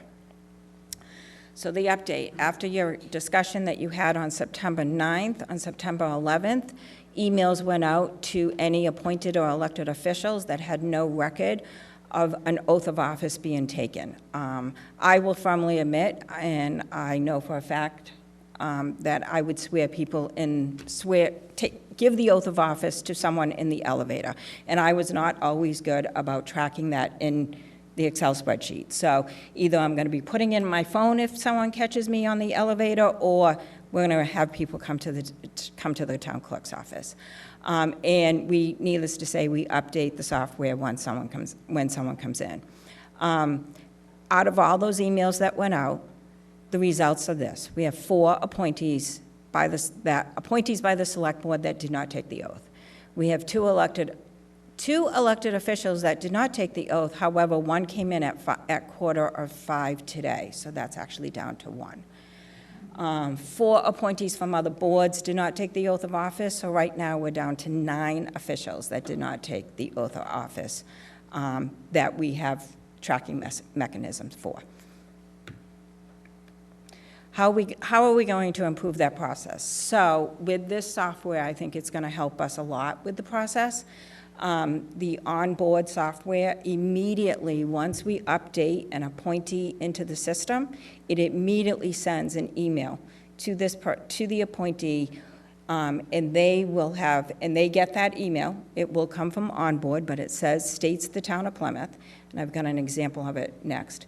And it specifically states they have 30 days to get sworn in. For elected officials, we are committed that within 48 hours of once the election is certified, we will be notifying all elected officials. Keep in mind, it's certification, and it can take us a couple days to get all the town meeting members with write-ins and hand counts calculated. So that will not happen. We hope to have it done by the end of the week, but we can run into hiccups on that. And then, of course, there's staff liaison for the other appointing authorities, and they will be getting trained and permission to use Onboard. So when their appointing authorities make appointments, they can update the software as well. They get the email, they come into the town clerk's office and take the oath of office. We update Onboard. If we will be establishing tick list systems in our calendar, we're hoping that the software at some point can give us a heads up if someone did not get appointed in 20 days. But I'm going to set up a system that, that if in 20 days I can look, I can pull a report. If they didn't get sworn in, I can send them a reminder email that they have 10 days to do it. And if they don't come in on the 31st day, I will notify the appointing authorities of the vacancy. This is an email. I know it's small. We can definitely email it to you. There is a lot of information. There is a lot of links. Lastly, we bolded to let them know it's 30 days. They have to understand the open meeting law. They have to take the ethics. They get the guiding principles that you reaffirmed this year. So they get a lot of information in this email, and I'm sincerely happy with the company that they were able to modify this to accommodate this type of email going out once someone is appointed. And I'm here for any questions, but. Thank you, Ms. McKellar. If I could, before we go to questions, Mr. Chairman. So just to take us back to this slide here. So for discussion for the board tonight, I think the board's going to have to decide what they want to do with the 4 individuals who have not taken the oath of office to date. Kelly, we still have those 4, correct? Yep. So that's something the board needs to discuss. And then I'd like to bring the board up to date on a meeting that we had yesterday with Attorney Lauren Goldberg. She's one of the principal partners at KP Law. She is really the expert when it comes to elections, board and committee appointments, things of that nature. Kelly had a conversation with her at a conference last week, set up a meeting for yesterday evening. Both myself, town clerk, and town council had a meeting with Lauren Goldberg to discuss how we move forward. So as we all know, even those individuals who have taken the oath of office still haven't, they have not been able to meet the requirements of the bylaw, which requires them to be sworn in within 30 days of their appointment. So looking at it from a pure legal sense, they still, in theory, would have vacated the office, right? The board had given these individuals, both past and present, a grace period to get sworn in, but that still doesn't take away the fact that they still violated the bylaw. And in the conversation that we had with KP Law, they agree that those individuals violated bylaw, and the select board wouldn't have the authority to grant any extensions or any grace periods. So we talked about what is the best course of action to repair this problem. And so we had a couple of different options, but after a lengthy discussion, what I am recommending this evening for the board to consider is to submit a governor's bill, which really what it is special legislation filed by the select board. This bill is being drafted right now for your review for next Tuesday. It's being drafted by Attorney Goldberg. In short, it basically reaffirms the positions, both elected and appointed. So it reaffirms those positions that were elected for those elected officials, and it reaffirms the positions that were appointed by all the appointing authorities. She believes that this would, if signed by the governor, this would then allow the board to have taken the action they had taken by giving them this grace period. She doesn't see a other alternative other than going back and then backdating the reappointment dates for all of these individuals in the past. Even if you were to do that, you could legally do that, it wouldn't cure the problem we have with the elected officials. So her recommendation is, if you have to file a governor's bill for the elected officials, which you would have to do, you might as well include the appointed officials as well. I've since had conversations with the Senator's office. I've had conversations with the 2 state representatives this morning. I've let them know that this is something that we're contemplating and that we would circle back with the state delegation. We'll need their support in submitting this legislation to the governor. We're hoping that if the board wants us to move forward with this, we will submit the language for your review next Tuesday and get it to the State House the following day. The hope is that we have the governor sign this by October 17th prior to town meeting. Excellent. Thank you for that update, Derek. And Kelly, thank you as well. I know this was a monumental lift for you and your team, and I had all the faith in the world that you guys would work through this and put in a system just like this to make sure it doesn't happen again. Questions? Mr. Canty? So I appreciate all the work that the town clerk's office has done since this issue came to light. I had an opportunity over the weekend to look through the chart that we received, which was very detailed about everybody that had complied, everybody that complied during the amnesty period, everyone that complied prior to the amnesty period, and everyone that did not comply with either the amnesty period or the original structures. I think it's a system problem. I've always thought it was a system problem because the number of it, I had an opportunity to go through the chart and look at how many people are affected. And there are, by my count, 44 board or committee positions, not people, positions, because some people wear multiple hats, that took advantage of amnesty but were otherwise not in compliance. 48 that exceeded 30 days but had sworn themselves in, or, well, gotten themselves sworn in prior to the amnesty period. I agree that under the text of the bylaw, their termination is automatic if they don't comply with it. But I also think, based on the number, it suggests 92 positions that, we weren't doing a great job advertising it, which is why I think it needs a system solution. So I did have an opportunity to do some research into potential solutions, and I think the governor's bill is not a bad idea, particularly for the elected officials. But having looked through the charts, I have some papers for my colleagues. And what I would propose that we do, if you look at the charts, so this is a memorandum as well as some charts with groups in them. Yeah, you can take that one. So if you look in there, what I've provided to you is a breakdown of everybody in their various group that they belong to, and I divided people that we appoint into groups 1, 2, or 3. Group 1 are people that took the oath during the 9/8 to 9/18 amnesty period, and that's 44 individuals. But as you can see, just looking at that chart and that chart alone, there are some entire committees that may have quorum issues based on their membership for being not in compliance technically. So having to wait for a prolonged period for even a governor's bill may be undesirable. And then Group 2, you have appointees that took the oath after 30 days, but outside the amnesty period, prior to the amnesty period. And that's 48. And then again, you have, for example, like Mr. Golden, you're the chair of the wastewater groundwater discharge CAC, and there are a number of folks on that, for example, that are not in compliance. And I know that they're at a critical stage in some of their work.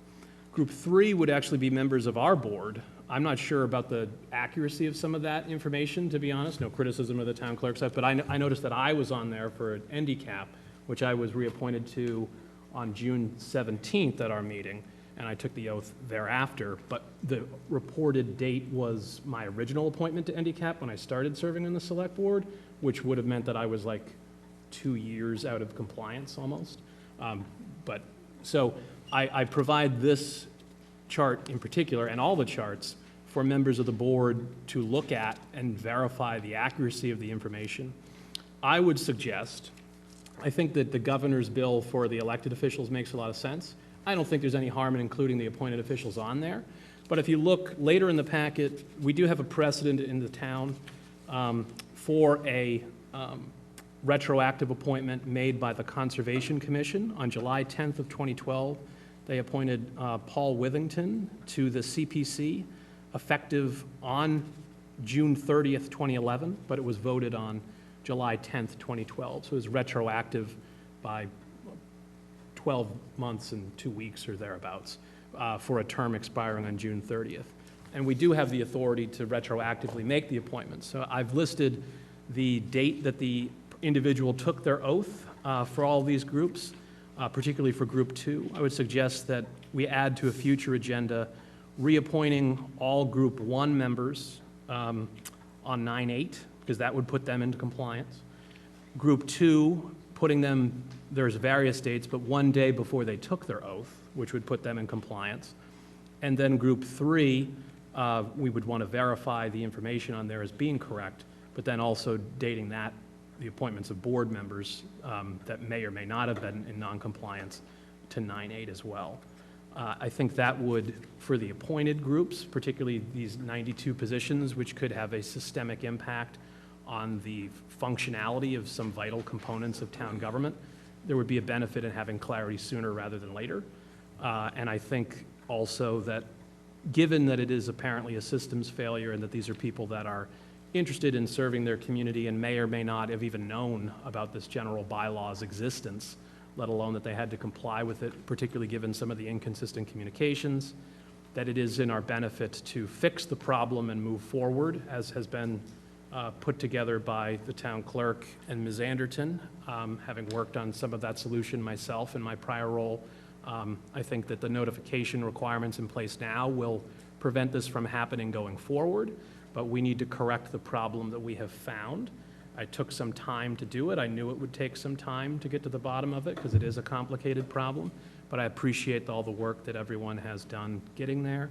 But I would request that this be added to an agenda in the next week or two for us to consider these retroactive appointments to continue the functionality of these boards and committees, particularly given the quorum issues that they may have.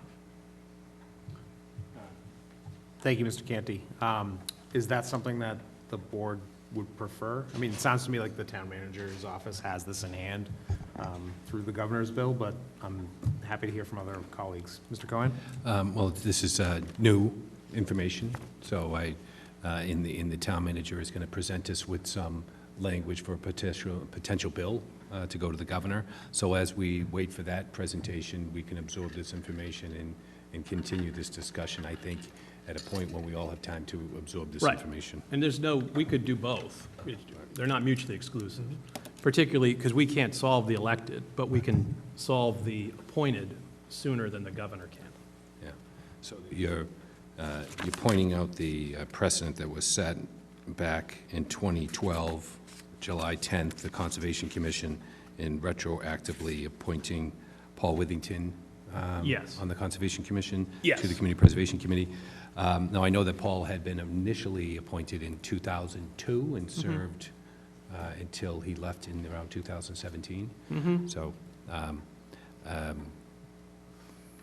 is there, in your research, did you find any other evidence of his appointment process up until then? He had been a member. I don't know if, like, I didn't really get involved in town government until 2014, to be honest, so I'm not sure of the facts and circumstances that led to, I don't know if it was just like an admin issue and they realized they hadn't appointed him, similar to what we discovered, but just on a much smaller scale. But either way, I mean, we have the inherent authority, we have appointment authority and it's not time limited. So we have the inherent authority to retroactively, in my line of work, we call it nunc pro tunct, which is a Latin word to relate back to, or 3 words actually, relating back to, but it's an option that we have. There's a precedent for us having it done in the community before, and that way these 92 positions would be solved. There is one that we received a letter of resignation about earlier, so I guess we're down to 91 now, but either event. I guess my recollection of the 2002 appointment of Paul, having been there, and then later on, around 2012, as you noted. But at different times, I recall serving on different committees where we were reminded of this responsibility. So it did come up at different times. Whether or not it was pursued every year at the same level of intensity might have led to the confusion. But I think, you know, my feeling is the town manager is going to be bringing in some language, and we should review that in advance and then review this and to further take a further discussion at next week's meeting. Good. Other thoughts? Ms. Iaquinto? Yes, I'm just interested in taking the most efficient path forward. I just have a question, though. So the people that are affected, while we wait to figure out which path we're going to take to make them whole again. Will they be able to continue to function in their roles, or they will No. not be able to? Okay. That's why I think, because the governor's bill will take some amount of time. That's what I'm concerned about, So yeah. that's why we could do them concurrently, and we could solve our local, in our control issue next week, Mhm. and then wait for the governor's process to play it out to solve it on a more global scale. So we have some elected officials who won't be able to vote on things, or is that a true statement, or? Yes. Or They're- appointed officials, appointed? Technically, you have appointed and elected officials Right. right now. Right. But next week, if we were to retroactively appoint our appointees, they'd be okay. Okay. That makes sense to me. I see the town manager and the town clerk are discussing. Do you folks want to chime in on this? Yeah. So one thing in my career as town clerk, I've been told numerous times that there's, and I apologize, I don't know the Mass General Law number off the top of my head, but it's known as the holdover law, that it states something to the effect of if you, if your term expires, elected and/or appointed, until someone is appointed or elected and qualified in your place, meaning took the oath of office, your term, even though you have a term ending date, that term does not end. You are still considered the official. This is a good case I can remember is if you have two select board members that vote and it turns out that it was a tie and before the recount can happen, if one of those members was an incumbent, that person can continue to act as the select board member moving forward. I know that was a particular case in one state, and I've heard it elsewhere. So the evaluation was not done on how many of those elected officials were reappointed, because I do know for a fact that people came in and said, oh, well, I got sworn in when I was elected, and I would look, and I'm like, well, you were elected in 04, and you were elected in 21. I'm sorry, 24 and 21. And he looked at me, he goes, yeah, I haven't been here since 21. So that would be that case, just to talk about the holdover. That's in the statute. I believe isn't there a requirement, though, that under that law, that if the local authority has a different variance? So because of the existence of 123, Section 1 under the bylaw, my reading of it would be that because we have this additional requirement, that those people can't continue to serve. Yeah, well, I would say that in the case of the charter, I would agree. So, and we had this conversation with KP last night that, under the charter, which supersedes any statute. So that's why we have special legislation, charter special legislation. It would supersede that. So in the case of the holdover wouldn't apply to elected officials because of the charter, and the way the charter language reads. But that being said, I think there was a question about town meeting. I think I may have heard that. And how would this affect the October town meeting? What we were told yesterday that these individuals are acting in good faith. And they're acting in good faith in the positions in which they were appointed to or which they were elected to. And so for those reasons, we know that we could continue to move forward in the manner that we have been moving, knowing that the governor's bill would cure all that in the end. So even if the governor didn't sign it by October 17th, town meeting can continue to act in good faith, and then that the bill would then cover that any challenge that may be brought forward. Well, and in regards to the town meeting members specifically, there's a provision in the charter that unless other arrangements are made, which is not time limited. So the bylaw for elected and appointed officials, 123 Section 1, does not have that out. But for town meeting members, they can make alternate arrangements. There's no time limit on that. Historically, the two clerks ago used to swear in a bunch of town meeting members at the October town meeting. That was an alternative arrangement having been made.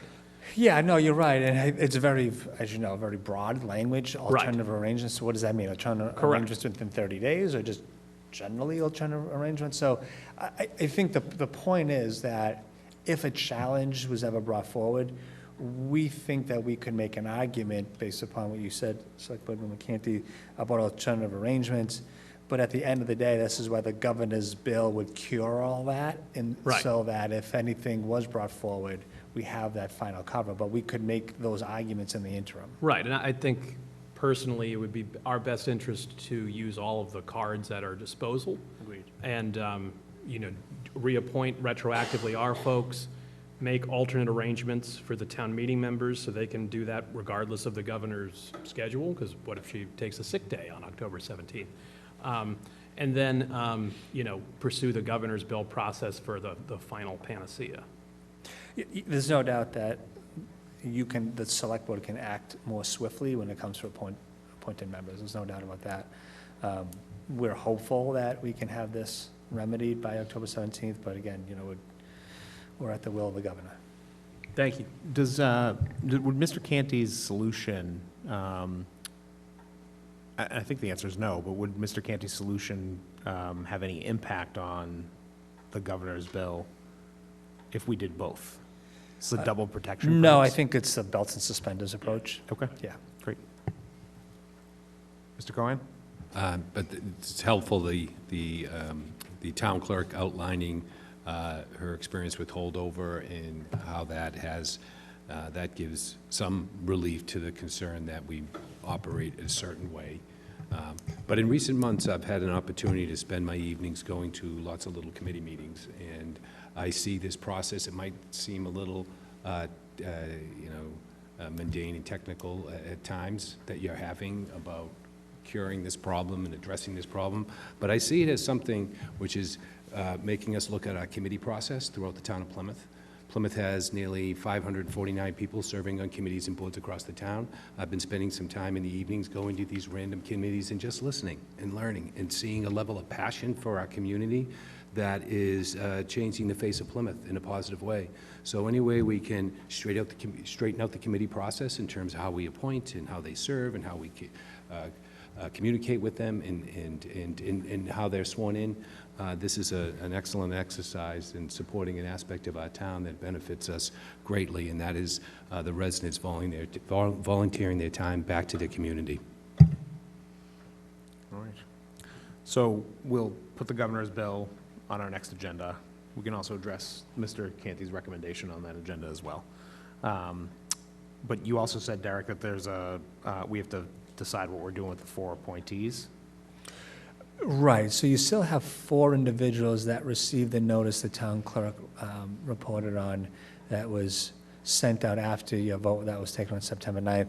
Those individuals still haven't taken oath of office, so I guess the question really is, do you want to re-advertise those positions and consider them vacant? Do you want us to continue to provide the outreach to try to get them to swear, take the oath? It's entirely up to you. Could you give us some insight into which committees they sit on? 2 Little Red Schoolhouse, 1 from Historic District, and 1 Memorial Advisory. Okay, thank you. You're welcome. What does the board think? Mr. Quintel? So can we, excuse me, I missed the last a couple of meetings ago when this was all discussed, but can we re-advertise those 4 appointments? According to the bylaw, yes. I mean, because when you say Little Red Schoolhouse, we had, what's her name? Terry McKenna, thank you, McKenna. And she sat on that for years, and I know she missed something, didn't get a paper in, when, we should have probably just added it right to it.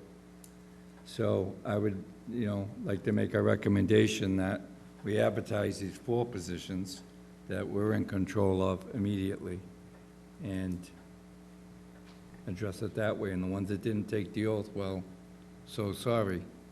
But I mean, to stand here and just keep letting it go, and we know, yeah, we have 1 interested applicant, a very good one, so I say, let's re-advertise it, and make a motion to do that if the board so agrees. We do have some other folks who are Okay. wishing to weigh in, so if you don't mind, could we hold No, off on the not motion? at all. Thank you. Mr. Canty? I think, while prior to our September 9th meeting, people may have not been aware of this. It would be difficult to not be aware of this issue at this point. They were reached out to individually through the contacts that they gave to the town clerk's office. It was covered in the Plymouth Independent rather robustly. It's been discussed at multiple board meetings here, and I know there's been a lot of communication and discussion about it in the community more broadly. So to me, the 92 that were late is a different thing. They at least did it eventually, and I think 92 positions advertising that is very significant. So I'm glad we can come up with a solution to not have that kind of catastrophic loss to town government. But for these 4 that didn't take the oath initially, which could have been forgiven, but then also didn't take advantage of amnesty, you know, to me, you gotta fish or cut bait at some point, and I think these people have voted with their feet or lack thereof that we can seek other assistance on these particular boards and committees. So I think solving it for the people that took their oath late, one way or the other, makes sense, but for these folks that continue to be in noncompliance and can no longer claim ignorance, I think that re-advertising is the proper solution, particularly given that going forward we will be notifying folks much more clearly and consistently, so this problem will not reoccur. So that would be my thoughts. Mr. Cohen? I defer to Deb. Deb, did you have your hand up? I didn't want to.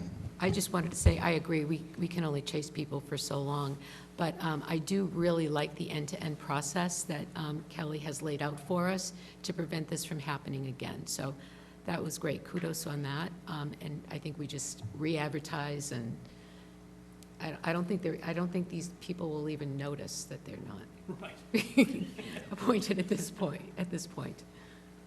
Did you have I agree with my fellow board members that I think we should need to move quickly to re-advertise. Excellent. Mr. Brindisi? I just wanted to give the board an update relative to the legislation, just because it's hot off the press. Kelly and I just received it a few minutes ago, but I wait for you to deliberate on your question about the 4 positions, and then, if you don't mind, I'd like to read this to you. Sure. So, Mr. Quintal, I believe you made a motion to re-advertise the 4 positions. Is that correct? Yes. And Mr. Cohen, you second? I second. Excellent. Is there any further discussion? All right.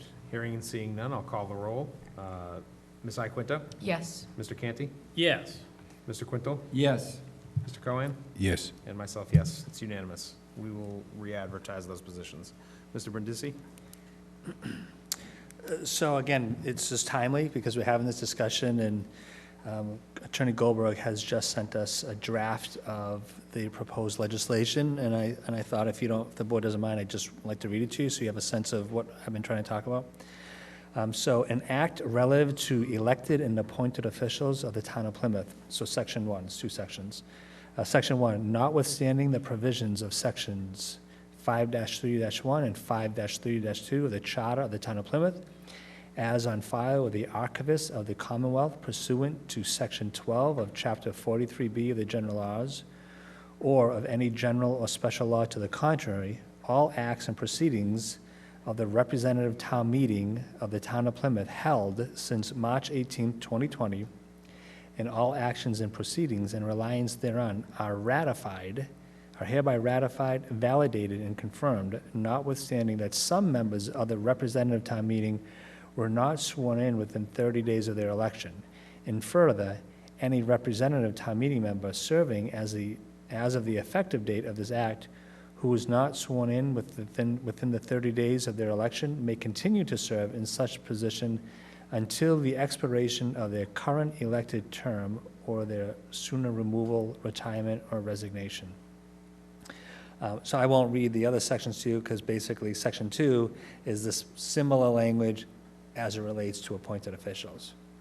So this is what we would present to you all next Tuesday. We'll give you, certainly effective tonight, give you a full 7 days to review this now that we have it. I would like to just recommend that if the board so desires, a unanimous vote is really important. It shows unity here in the town when the governor were to review this special act. Thank you. Questions on that? All right. Well, thank you, Kelly, and thank you, Derek, for that update. We'll move on now on the agenda to discussion about town meeting caucus coverage. We are in full-blown caucus season here in Plymouth for the October town meeting. Some caucuses have met this week to discuss town meeting. Many of those, though, have multiple meetings with their caucus members. You all should have received in your mailbox today a list of caucus meetings from Jade. I just wanted to open a discussion. I know that the town manager has committed to getting to as many of these caucuses as possible. Derek, did you want to say anything about your involvement in the caucuses? I mean, I plan to attend as many as I can. As you can tell, many of these are on the same evening, so it'd be tough to be in multiple places at once. But I did attend yesterday evening, Mr. Delafield's Precinct 16 caucus. So they do plan on having another meeting next week. They specifically went through the articles and will be inviting individuals to speak to specific articles. So I do feel that overall, the select board, town manager has covered that precinct. But again, I know they're going to be asking specific individuals to attend future meetings for that caucus. Thank you. Mr. Canty, I know that you're presenting to many of these caucuses for an article that the board is sponsoring regarding a special account for Chapter 61 properties. Have you been to caucuses yet? So I have been to Precinct 17 once to talk about it, but that was like they meet more regularly. So Yep. I just had a free evening and talked to them while I was down there. I'm recording audio. We're doing a video for Article 6 as well tomorrow that we can then present, and I'll be in front of the COPC this Thursday. But I think it would be, it's particularly as the town manager points out, with some of them occurring simultaneously and different caucuses having different processes and procedures. Some will let you present out of order so you can get to your next caucus, as Mr. Cohan is intimately familiar with. And others like to take the items up in the order of their choosing or the order they're listed. So it's easier to sort of divide and cover than it is to have one person running around like a chicken with their head cut off. So if we could divide the labor up, it would be easier. So I would propose that would be preferable. I am committed to go to as many of them as I am able to do so, because I think Article 6 is important, as well as just being there to answer other questions they may have for board members while we're in the room. So those are my general comments, and I'm certainly available. I'm certainly willing and able to pitch in as much as I am able, but assistance would be preferable. Well, agreed, first of all. So the list that's in front of you folks is is by caucus. Are you going to pull it up, Jade? Is that what the request is? All right. Did you? Yeah, if you don't mind. Okay. So this is by caucus, not by date. So we can go through this and see if folks are available. We can tentatively slot people in. Or alternatively, we could allow some time for folks to look at their schedules and to report to myself and the town manager when they intend to be at caucuses. I'll follow the will of the board. Yeah. Mr. Cohen? Yes, it would be nice to look at that in relation to my calendar, and then email the chairman or the town manager, CC the town manager on the ones I can attend. And I'm more than happy to give people pointers on how to attend 2 caucuses simultaneously. I think Mr. Cohen plans to be at every single one of these caucuses, so I'm not sure that he's actually looking at his schedule. Mr. Quintal, did you have something to add? No. Nope, okay. Ms. Iaquinto? So, Mr. Golden, just to be clarified, the goal would be to try to have a select board member at least one select As board many member as at each possible. each of those. Yeah. And then to support the article that Mr. Canty is putting forth as well, so to be able to cover for him at the meetings that he's not able to attend, so. Well, he has a video that will be presented Right. at all, I believe, all the caucuses. Once it's available. Yeah. It Yeah. won't be available at some of them because of Okay. when they're scheduled, but. Okay. So, I guess more broadly, this particular time, we only have the one article. But at different times, we may have multiple articles, probably multiple board members. Or we may have articles that are applicable to the board as an entity. For example, in April, we'll have our budget, which is important to the board because it facilitates and effectuates many of our goals. So I guess my thought would be that although it's relatively light, you can be there and answer questions on other issues while you're there, but it would be beneficial if sort of the understanding was, Article 6 was unanimously supported, so there's not a lot of controversy there. But let's say it was a 3-2 vote. If you're going to be at a caucus with an article that's a board article, and it's a 3-2 vote and you're one of the two, as an individual elected official, you don't necessarily have to carry the water for the three you voted against, but it would be nice if there was an expectation that you don't actively speak against the majority of the board, so, and then if you're directly asked a question like, hey, Ms. Iaquinto, why were you against that? Then you could be like, well, for this reason, but you're not proactively, because I guess you don't want to have a situation where you can't trust each other to go and advocate and explain, because you're really there to inform them. We have our say at the meetings, and this is really just about educating folks so they can reach a decision themselves and answer questions for them. That's how I see it.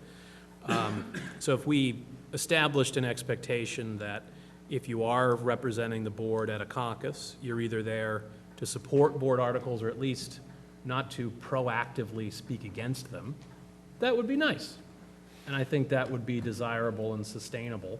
Whereas because otherwise it's kind of, then we got two board members coming to a meeting and one of us is talking against the other, and I don't think that does anybody any favors. So, and I think in terms of scheduling, maybe if we sent an email that was all the ones we could attend, and then that's put up there of people are available, and then we could, because you can coordinate outside of a meeting without violating the open meeting law about scheduling issues. So it's not really, it's not an open meeting law violation for us to do this over an email, but those are just my thoughts. Yeah, I would agree, and I think that's been pretty standard for us, at least on the prior board that I sat on. And you and I have run around. Yes. Many of these caucuses, sometimes across town, so I think it would be appreciated if other folks could join in. So why don't we do this? Since, as Mr. Canty mentioned, there's no open meeting law violation, we could each circulate dates that were available, and we'll coordinate a schedule and put it back out to the board to let folks know where they fall. Does that work? Yes. Anyone in objection? Just to clarify, when I get back to the chair and the town manager, CC the other board members on the dates I can do? That's fine. Okay, good. Yeah. All right, just want to make sure. Any further discussion on the matter? Well, I guess, does anybody have an issue with the idea, I don't think you do, but does anybody else have an issue with the idea of if you're there, you would either support the board position or not actively speak against it? Is that a reasonable Yeah, conduct? unless asked about your position. Right. I think that's reasonable. All depends on the question. Yeah, I mean, if you're asked a question about your opinion, I think it's completely fair to give it. Okay. All right. Very good. Well, that concludes our agenda proper. We're now moving into the public comment section. Is there anyone from the public who wishes to speak under public comment in the room? Come on up, Mr. Lantang.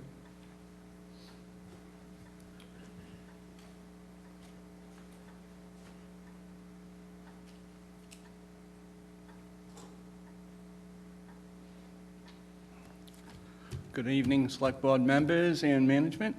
I'm Steve Lantang from Precinct 10 and a member of the Airport CAC, but I'm here tonight as a resident.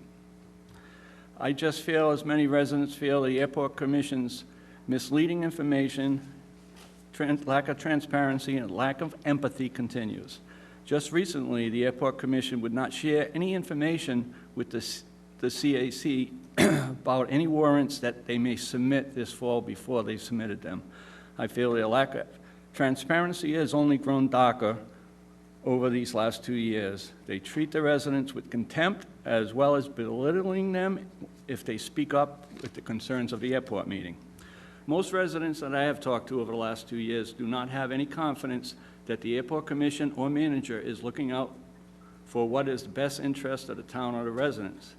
I am new at all these town-related activities, and I may be naive, but what other town enterprise conducts themselves with their actions adversely impacting the residents' quality of life and have a detriment to the town and the residents' financial well-being?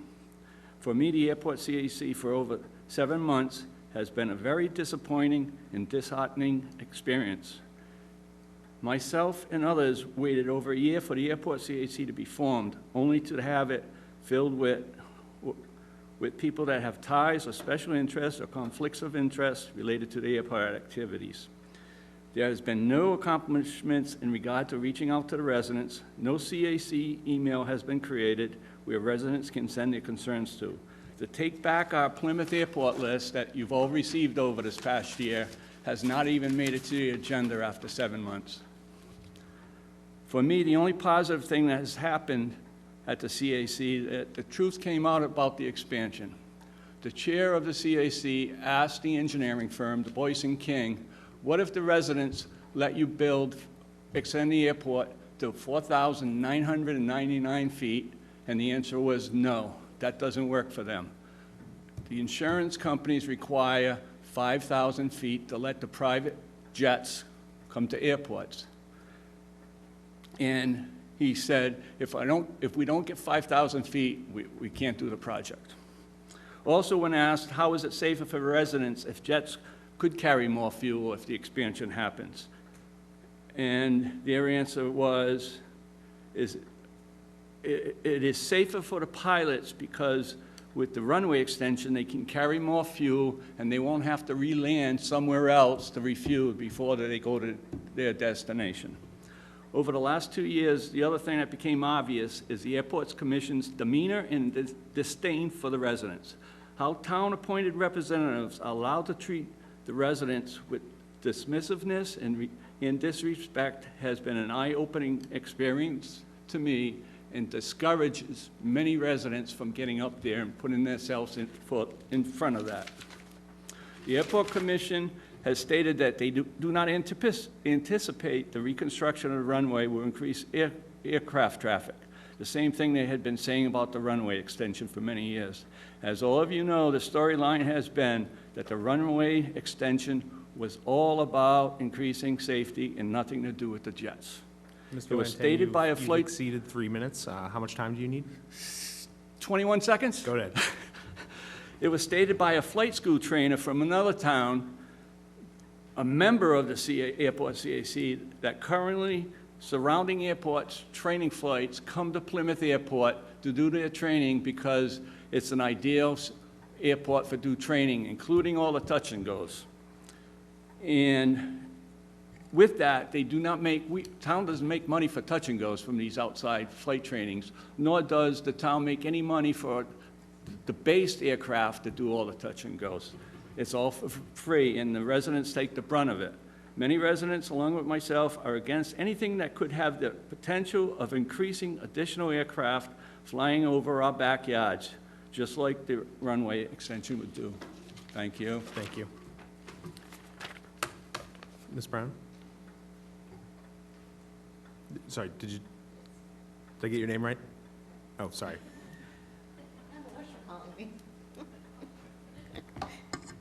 Kate Sakarik. Sakarik. Precinct 3. So My heart is always full when I see promotions and additions to the Plymouth Police Department. And Mr. Chairman, a couple of weeks ago, you had mentioned that one of your priorities for this board and going forward was safety, which I took note of because we've had a lot of issues locally. We've had some doozies this year, and also nationally some absolute heartbreaking things. And every time I turn on a device, it seems like something else has happened. So I am concerned, as you are, about our blind spots. You know, are we safe? Are the kids safe at school? You know, are our soft targets, are we fully covered? Parades and large gatherings, houses of worship. Are we safe here when we come to discuss different ideas and viewpoints?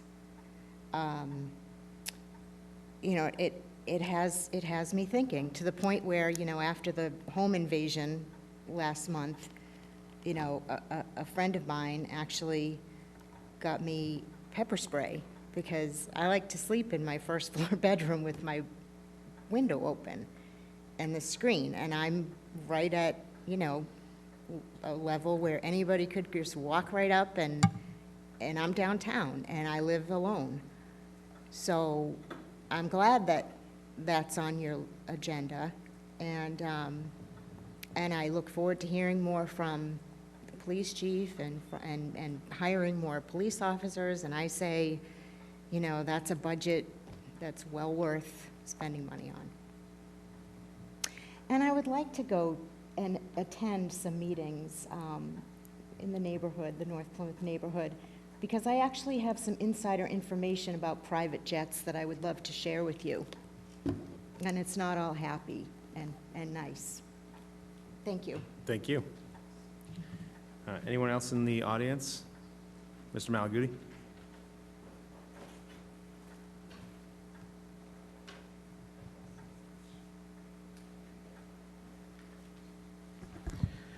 Evan Malaguti, Precinct 2. I would just like to bring up to the board again, I mentioned a few weeks ago, and I believe Ms. Iaquinto did a couple weeks ago at the Manamet meeting, of having the board have another attendance by the representatives of Eversource, because we have, starting roughly a month from now, the next increase, especially for gas customers, of roughly 13 to 18%, depending on what the DPU decides. So we are going to be having another high billing season again, and what Eversource is going to be doing to curtail those, especially since their competitor, National Grid, is 4 times lower at their ask for the increase for that. So we need to figure out why they, for 30% less customers that they service in National Grid, why it's a 4 times increase for that, but also what they're actually doing to better their infrastructure, billing prices, and their transparency. That has been the basically Piedmont of the entire energy predicament over this past year to 18 months. And I would like to forward, as the former chair and vice chair of the Energy Committee, that I will be happy to provide anything that I can as well too in this effort, because I believe that not just the transparency for the residents, but also the municipality as a whole, that we need to better grapple with the demands that we face for energy, but also the demands that we demand on our energy providers as well too. Thank you. Thank you. Anyone else in the audience? Please introduce yourself. Hi, yes, I'm Alex Cook, and I live at 35 Prince Street in Plymouth. I believe that's Precinct 2. This is my first time speaking here. I've lived in that neighborhood for 15 years now. I lived about 1,000 yards up the street, and we just moved into this new home at the end of Prince Street, and I'm sure you know about the 40B development that's happening there. I did speak at the ZBA. I did reach out to this board by email and filed a letter with you I heard back from Derek, who had mentioned I should speak at the ZBA, which I intend to go to those meetings as well, but I understand the ZBA is expecting a sort of a written report from the Board of Selectmen. I believe they're expecting a similar report from the Planning Board.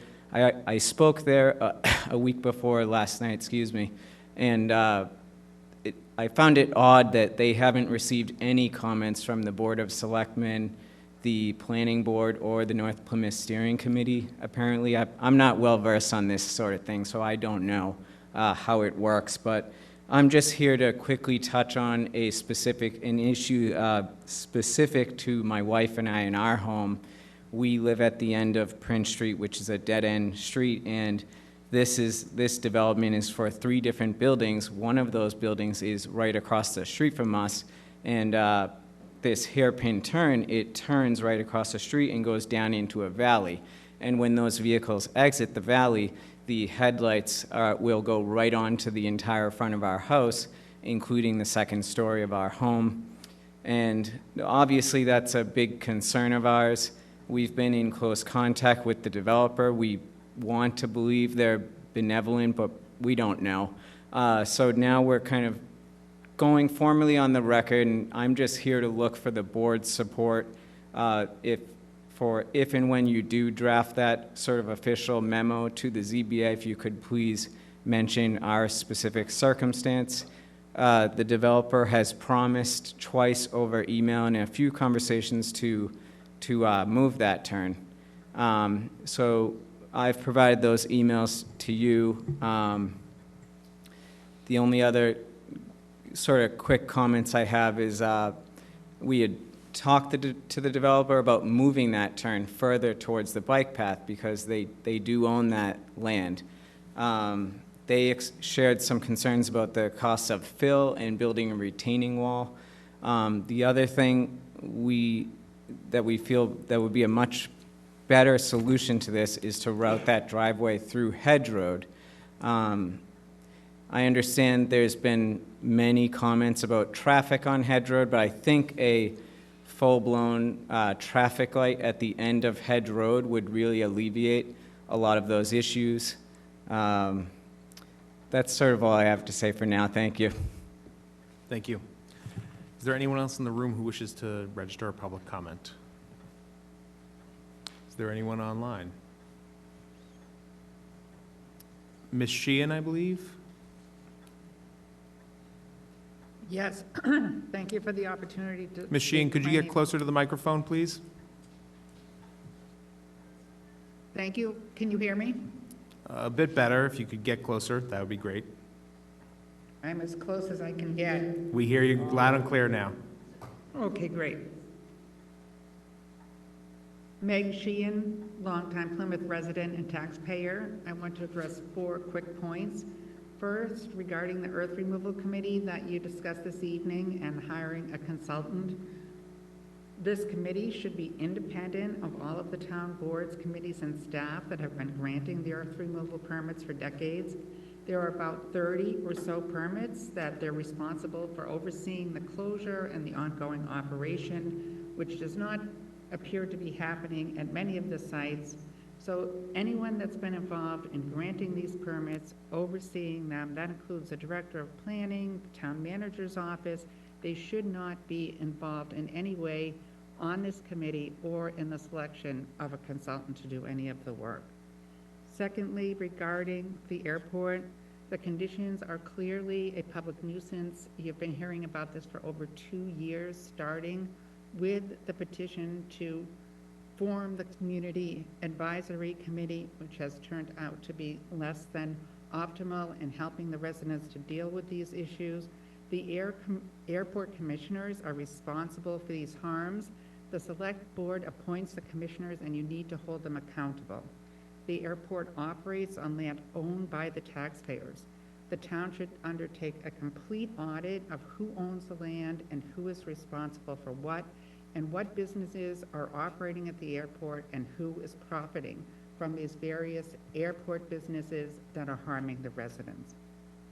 Third, as to the town meeting warrant article 26, which urges the select board to prohibit town employees from working for the Plymouth Foundation.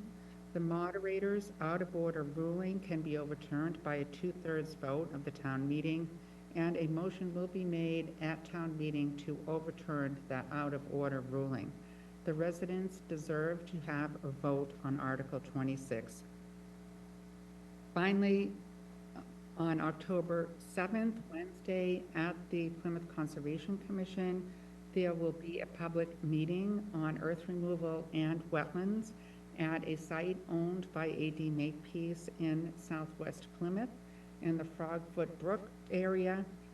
Community Land and Water Coalition has filed a request for a determination of applicability that A.D. Makepeace has conducted unlawful filling and altering of wetlands in connection with an earth removal there, according to maps and scientific information.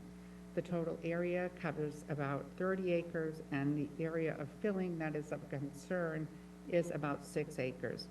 That's a public meeting, and the information is available from the Conservation Commission, and we urge the public to get informed and find out more. Anyone with questions about any of this can contact me at meg@communitylandandwatercoalition.org. Thank you. Thank you. Is there anyone else on Zoom? One last time for public comment? All right, we'll move on. Thank you. We'll move on to the town manager's update. Okay, so I'm going to turn over the town manager's report to our assistant town manager, Sylvia Janeo.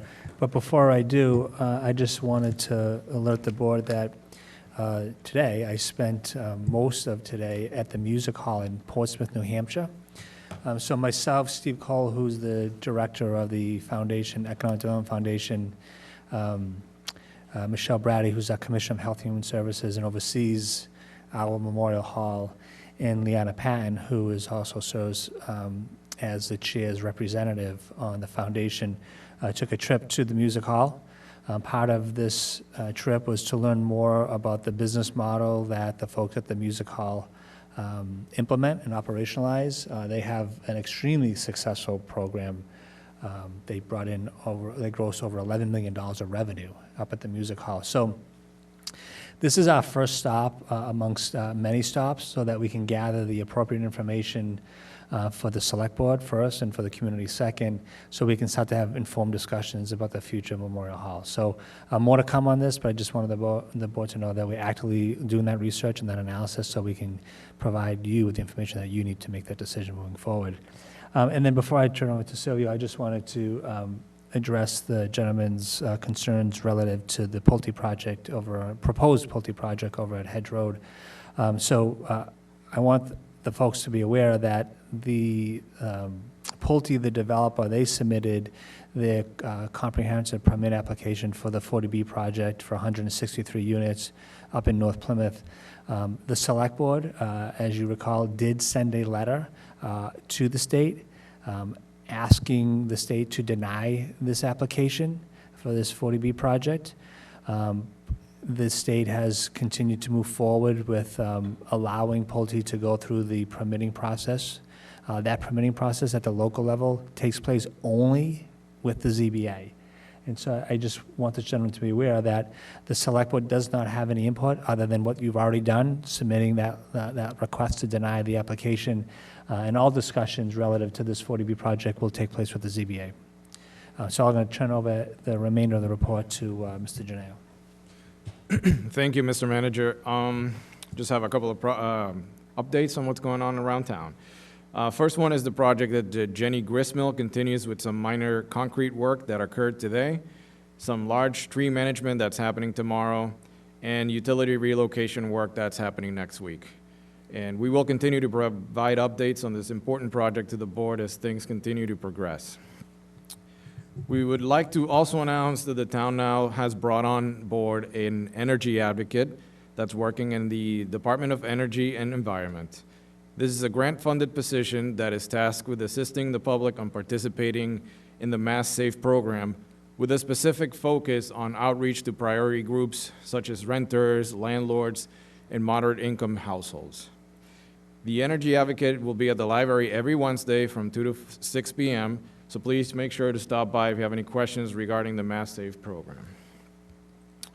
Continuing on, this Saturday was the first day of the Town of Plymouth Swap Shop, and we would like to announce that it was a big success. A large amount of folks came in to drop off items and picked up items that were in good shape and would have otherwise ended up on our waste stream. So we would like to take the opportunity to thank Mr. Ken Stone, and the Recycling Committee, and the volunteers who helped make the swap shop a reality. On a construction update, the contractor for the Route 80 sidewalk project will start the prep work next week. We are expecting the work to take about 4 months, so the contractor will break for the winter and complete the work during the spring of 2026 construction season. Moving on to the police department, after a long and very detailed process, we would like to announce that the Plymouth Police Department has successfully concluded the reassessment for accreditation process and will officially be receiving its accreditation in Marlborough on October 29th. Pursuing reaccreditation requires a big commitment to ensure that our police department is delivering services to our community at the highest level of professionalism and integrity. So we would like to thank all the members of the police department and for their efforts in achieving this great goal. And last but not least, we would like to announce a couple of employee retirements. The first one is Mr. Jim McGill, who worked as a pump station operator for the DPW and retired after more than 19 years with the town. And the second one is known to a lot of folks who work here in Town Hall, is Ms. Jill Candola, who was the assistant tax collector and retired after 22 years with the town. We would like to thank both Jim and Jill for their service to the town and wish them the best in their next endeavor. Pending any questions for the board, that's all I have. Thank you. Thank you. Are there any questions for either the town manager or the assistant town manager? Mr. Canty? So, Mr. Janau, thank you for the detailed update. The Route 80 sidewalks, I'm glad that they're going forward, but that's been a long time since that was approved. Was there any particular reason that it took as long as it did that we could articulate just for people to know? Because I know like the residents were very passionate about that town meeting article, and then it kind of, I just don't want them to think that it just sat on the vine for no good reason. I'm sure there was a good reason, but articulating it may be beneficial. Sure. So there were actually a couple reasons, and certainly don't like to make excuses, but the first one is an excuse. So, as you know, we haven't had a town engineer for over 3.5 years. We just last week appointed Mr. Rick Bossi as our permanent town engineer. Prior to that, we didn't have a town engineer. Mr. James Downey, who was our transportation engineer during the time when this article was approved, had then been promoted to the assistant DPW director. So for a large part of almost 2 years, we didn't have a transportation engineer, we didn't have a town engineer. So many of our transportation projects, in particular the one we talked about a few months ago about the thickly settled zones, those types of projects were really put on the back burner. So that was the initial cause of the delay. And then once we came to full staffing, we had to work with Mass DOT. This is a state highway, and so we had to go through their permitting process in order to begin the construction. Thank you. Appreciate that. Any other questions? Mr. Cohen? Yes, I just wanted to, I know I will update the board. This is more of old business, is that okay? Oh, questions for the town manager? The Town manager, okay. No other questions? All right. We'll move on in the agenda to select board discussion. We'll start with new business first. Mr. Canty, then Ms. Iaquinta. So in regards to new business, I know that the town has unfortunately didn't get the grant that we were hoping for in regards to the downtown resiliency project, which I know is a core component of not just some downtown economic development aspirations, but also the climate action and adaptability plan. So I would like us to add, particularly as we go into budget season, over the fall in preparation for this spring town meeting, I would like to have Mike Cahill and David Gould come in and talk about the climate action and adaptability plan so that we can go through it and identify some areas that we can incorporate into the budgetary process and thinking for FY '26 in light of that grant falling through, because that was our near-term plans. I think that will help us to move Plymouth forward in regards to sustainability and resiliency as the climate continues to change. So I would ask that we add that to a future agenda in the near future so that we can review that. I would also, obviously, we have heard further stories about ICE activity in Plymouth, and there are limited things that we can do about federal officers enforcing federal law within our community. But I would like to add to a future agenda, I'd like to have the chief of police come in to talk about the concerns in the community, particularly in relation to the manner in which ICE is operating, their level of communication with local officials, as well as disturbing reports such as them abandoning a vehicle in a busy intersection, as well as a near accident that I personally witnessed only a couple weeks earlier at that same intersection, where their officials did not adequately give notice to people following a green light and just went through an intersection. I think that their activities are creating significant public safety concerns that all members of the community should be interested in, regardless of your opinion on national immigration issues. And I think that it would be beneficial to have the chief of police come in to discuss our ability to liaise with ICE, as well as our ongoing activities and interactions with ICE, so that we can get clarity for residents on those particular issues. So I would ask that both of those items be added to a future agenda in the near term. Thank you. We can talk about getting those on the agenda. Other new business? Ms. Iaquinto? So the board reorganized 2 weeks ago, as we all know, and that was a significant change that wasn't easy for any of us, or our staff, or the residents. But I was looking at it as an opportunity to reset and strengthen how we come together and work together as a team, as a board. So I just wanted to share that we've all agreed to come together in an off-site workshop on October 21st to revise and update our policies and procedures, which have not been updated since 1995, which is a very long time ago. So I really think that this is going to be a great opportunity for us to reflect on best practices and to address some of the concerns that brought us here, so that we don't repeat this going forward. So I'm very excited about that.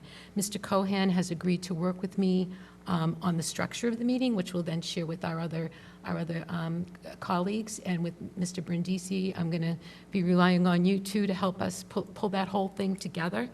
But I'm really looking forward to this being a very collaborative process.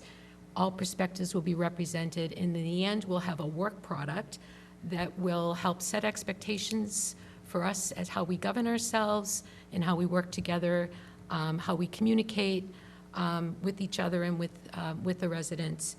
So I'm very excited that we're all coming together. So more to come on that, but that'll be happening on October 21st in lieu of our regularly scheduled select board meeting. So thank you all for agreeing to do that. And thank you for taking a leadership role in this, to both of you. Any other new business? Mr. Quintal? Mr. Cohen? Kind of new but old in some ways. Jenny Pond is moving along very nicely. Obviously, it is a culmination of nearly 25 years of effort on the behalf of Dave Gould in the Department of Energy and Environment in bringing back our town brook. Obviously, a lot of logistical things going on at that location. There is a parking lot there, and Dave has been working to make sure that the on-site activities are moving along nicely, but at the same time, the access to the location exists at a level that the property owners on Spring Lane are still able to get to and from their property. There is a little restaurant there, and we need to do what we can to help that effort on the part of the town to do what we can to make sure that people know that the restaurant is still there, it's still operating, people can still go to the restaurant at Jenny Gristmill. So whatever we can do to help Dave's office in that would be great. The other thing I wanted to just briefly talk about is Taylor Ave, 54 Taylor Ave. We've had a chance to speak with the town manager a number of times, and we're moving ahead trying to come back to the board and to the Village of Manomet that we just had a meeting at about the plans there to make that site more appropriate to the neighborhood standards. And then I'd also like to just touch briefly on Memorial Hall. We're doing a lot of research, which is great news. Obviously, if town meeting does vote for this article, we'll be doing an RFP, and maybe some of the things that you're learning can be interjected in the RFP prices. So when we put out this research to be done, that we're touching on some of the things that you're finding out at other locations and how they tackled their issues when it came to modernizing their facilities. So that would be great. Along with, I'm not sure who I would approach about this, but the Plymouth Philharmonic, obviously celebrating almost 100 years of service to the town of Plymouth, is no longer performing at Memorial Hall. They're performing at South High School, and I was trying to get a handle on the policies that might be happening at Memorial Hall that are may or may not be affecting where they perform, because I think it's very, very important that the Plymouth Phil play in downtown, play in Memorial Hall. People come to town to see the Phil and have dinner, and obviously we want to see that activity continue. Anything we can do to help the businesses in downtown Plymouth. So I was just curious if there's a change of policy there that has led to something that we might want to revisit. Just to comment on the drop-off pickup, it's a lot of fun. Thanks, Ken, for the recycling committee and all the work that you're doing to create this drop-off pickup place. I went down and dropped things off, but I'm now a proud owner of a winding clock that chimes on the hour. So very excited about that find. But I also wanted to take time to recognize on September 21st here in the town of Plymouth was International Day of Peace celebration. We had a very nice event at the 1820 courtroom.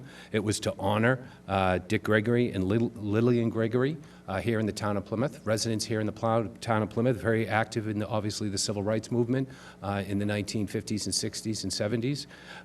And so it was a time to not only embrace this idea that Plymouth will be known as an International Day of Peace, and that will be celebrated every September 21st here in the town of Plymouth in memory of Richard Quintal and his wife, who still lives here in town, Lillian Gregory.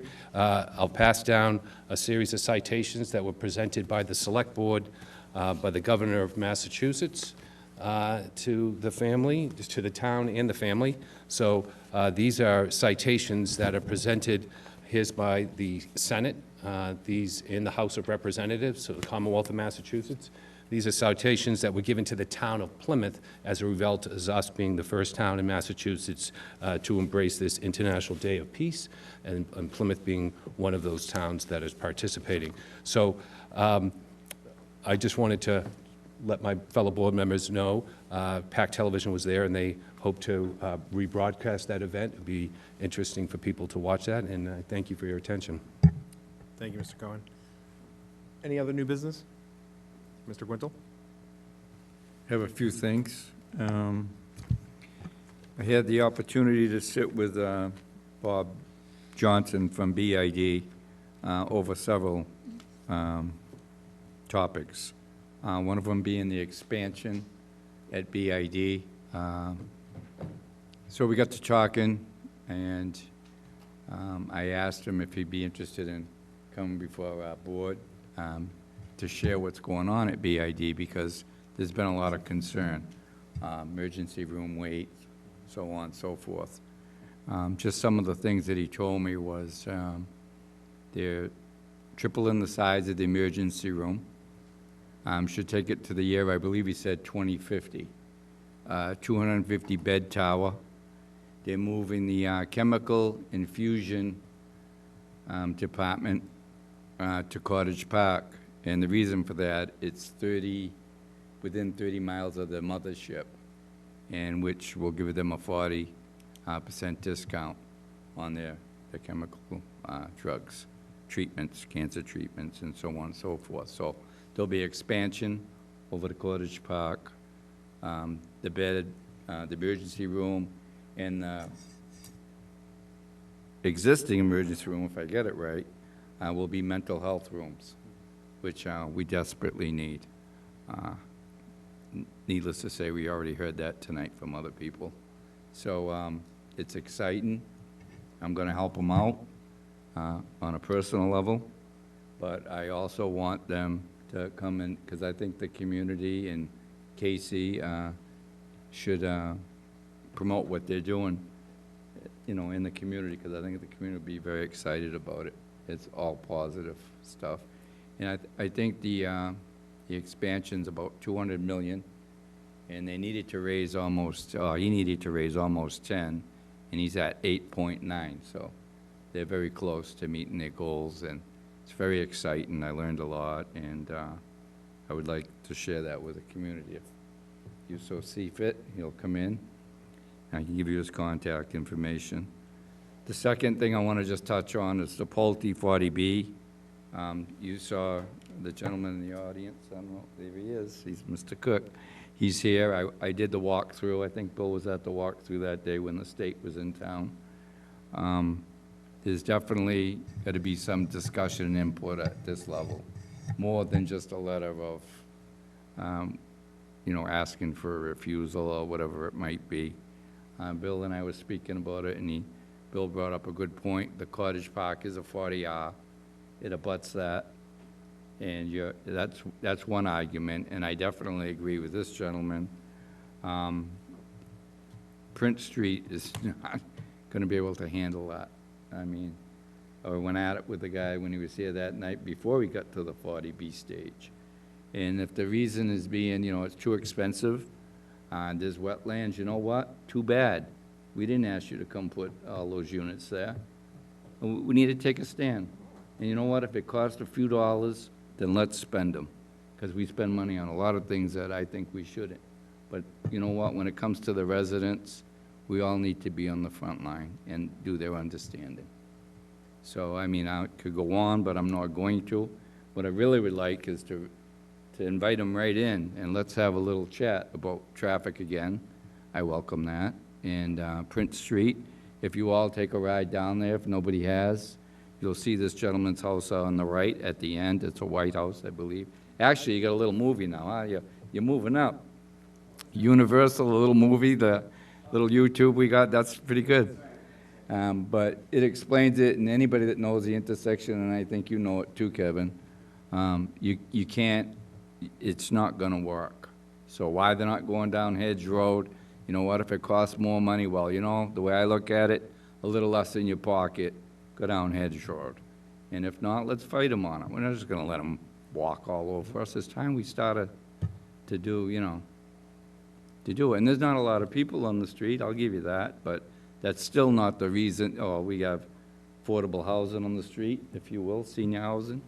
So it, you know, it needs to come back, and you know, and I know the steering committee is looking at it, but I think it needs to be at this level. I know Bill has a lot of background in it, and have a discussion on it. So that's that one. The next one, we got an email from Mark Pothier, and he's asking about some questions about Mr. Berkeley family and the Memorials Committee. So long story short here, our Memorials Committee is missing some members. It's not active. So I guess my question is, in fairness to the family, so they can get an answer, can we re-advertise this committee? I just don't know what the answer is, but I don't want it to think like the family's feeling that they can't get an answer for what they're trying to do, or even where it is if they already got an answer. I don't even know. Yeah, that committee is actually without a quorum now that we have. Right. One of the members who we discussed tonight has not been sworn in still, so I believe they only have 2 active members at this point. So we do need to re-advertise. We need to revisit the policy on that as well. So maybe we can. Get that on an agenda. When you can. Yeah. So that, the family knows which direction they're going. Yep. Or anybody that's got an application in. I don't know how many applications might be in, maybe none. And then the last two things is, in the industrial park, and I did send an email to Bill Coyle, the directory boards, and I understand it might be private property. I know it's an association. But years ago, we always had, it was in Mr. Hartman's office, money for graffiti removal. Now. We still do. Do we still Yes, do it? yep. Okay. So the question is, every time I drive to, into work and out of work, I see it, and I don't mind cleaning it myself. But if the town can't do it, I mean, I know if you get permission, I think we can do it. And I thought that's what the money was for.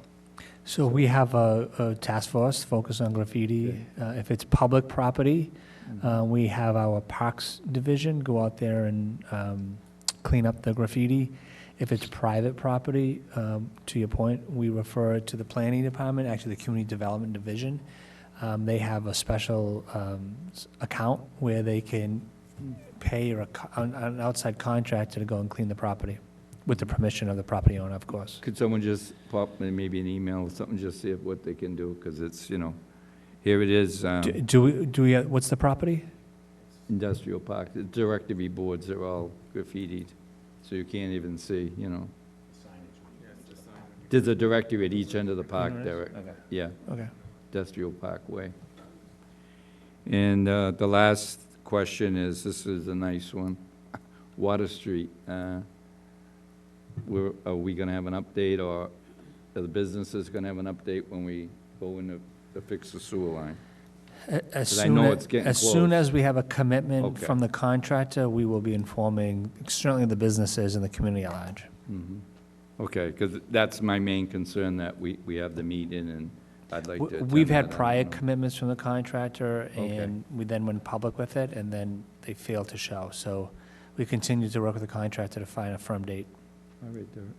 Okay, so you got it, it's moving, well, it's on your radar. It's definitely on our radar. Okay, Yes. that's fine.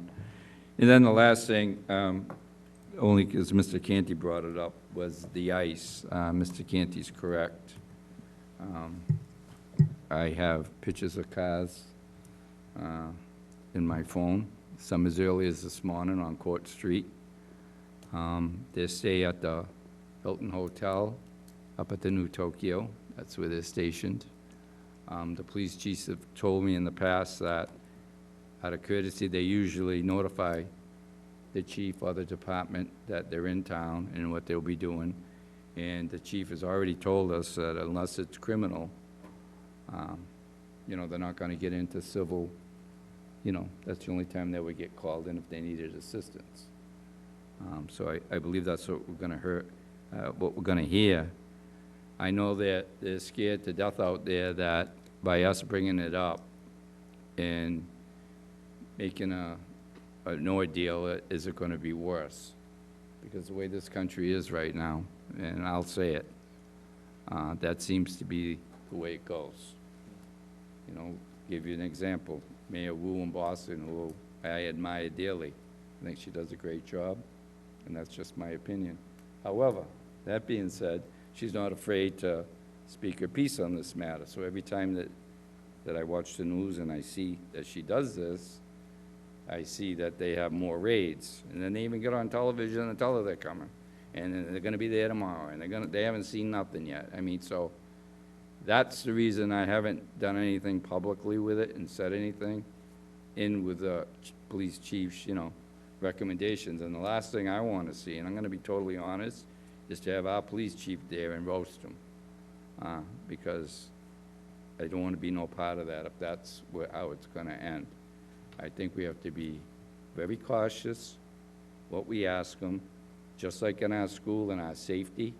You don't put your plans out there so the other side sees what we're, And I fully get where you're coming from. I mean, my phone's nonstop on the WhatsApp app, and believe me, they all know where they are, what time they're doing it, where they are. I mean, I can give you 2 months' worth, and I purposely haven't said anything because I think they'll just retaliate if we do. I mean, maybe I'm wrong. I hope I am. But I just want to say that where you brought it up. I get where you're coming from, but I think we need to be extremely careful in this day and time of what we, ask our chief and what he can say. That's all. Mr. Canty? So I understand that line of thinking, and there are things, as I said at the beginning, that we can and can't control. We can't influence the enforcement of federal law as a policy in the municipality of Plymouth. They are going to continue to do what the administration wants them to do, whether we like that or not. But the manner and means in which they are conducting it is creating a concern for residents, and I think, in some instances, a threat to public safety for residents and visitors, regardless of their immigration status, as well as some of our officers.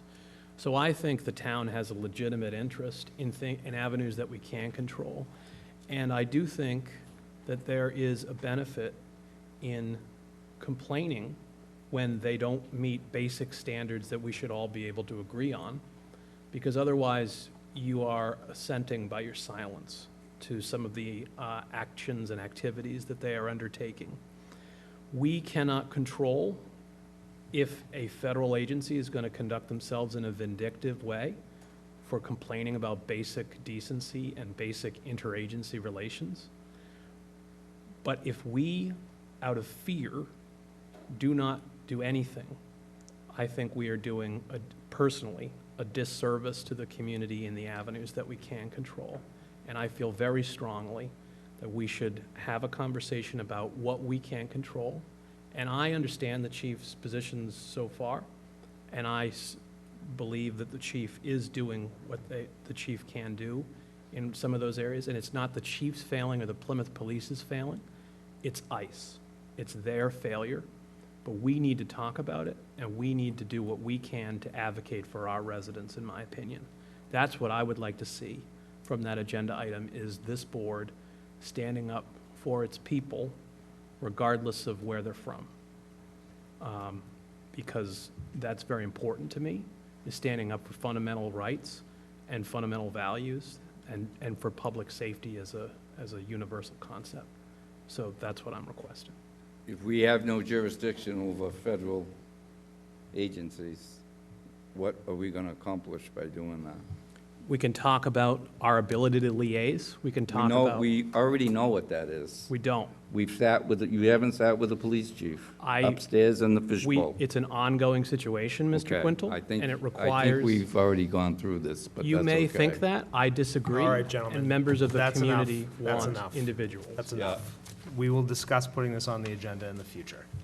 Is it about this? If it is, we're going to move on. No, it's not about this. All right. But it is taking, Deb outlined her thought process, and I'll be working with her in terms of how we work together as a group.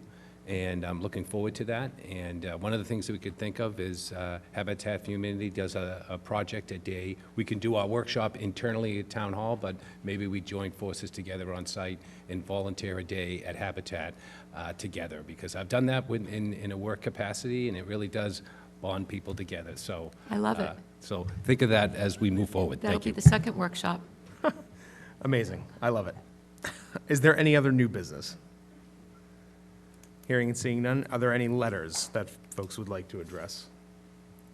I do have one. I heard from a resident, Mr. Richard Cirque, also town meeting member, regarding the disposition of the fisherman shacks across the street from Burt's.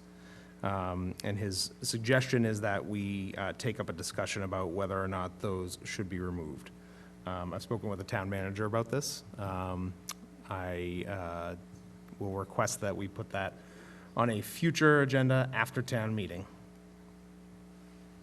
It's good to see Mr. Cirque expanding his radius of building removals from birds. It's possible that this will not be the last that we see. I'm not going to entertain discussion on that matter. No, at I'm this just saying, time. I look forward to the Fisherman Shanties being on the schedule, the future agenda, because it's a passion of mine. I know it is. And I want to see a level of preservation that we haven't seen happen in recent years. We'll address this after town meeting. Any other letters? We can move on to old business. Ms. Iaquinto? So, Mr. Malaguti, you were my warm-up act for my old business report, because, yes, a couple of weeks ago, I did ask if it was possible to do a community energy forum, and within 48 hours, Mike Cahill, our climate and resiliency and sustainability planner, had organized an initial meeting. So we met with we had a phone call with the state delegation and others, and we are planning a community forum that will discuss energy costs and conservation measures, which working on getting Eversource involved in that too. I think they're critical to the conversation. The state delegation will be involved. We can loop you in if you're interested.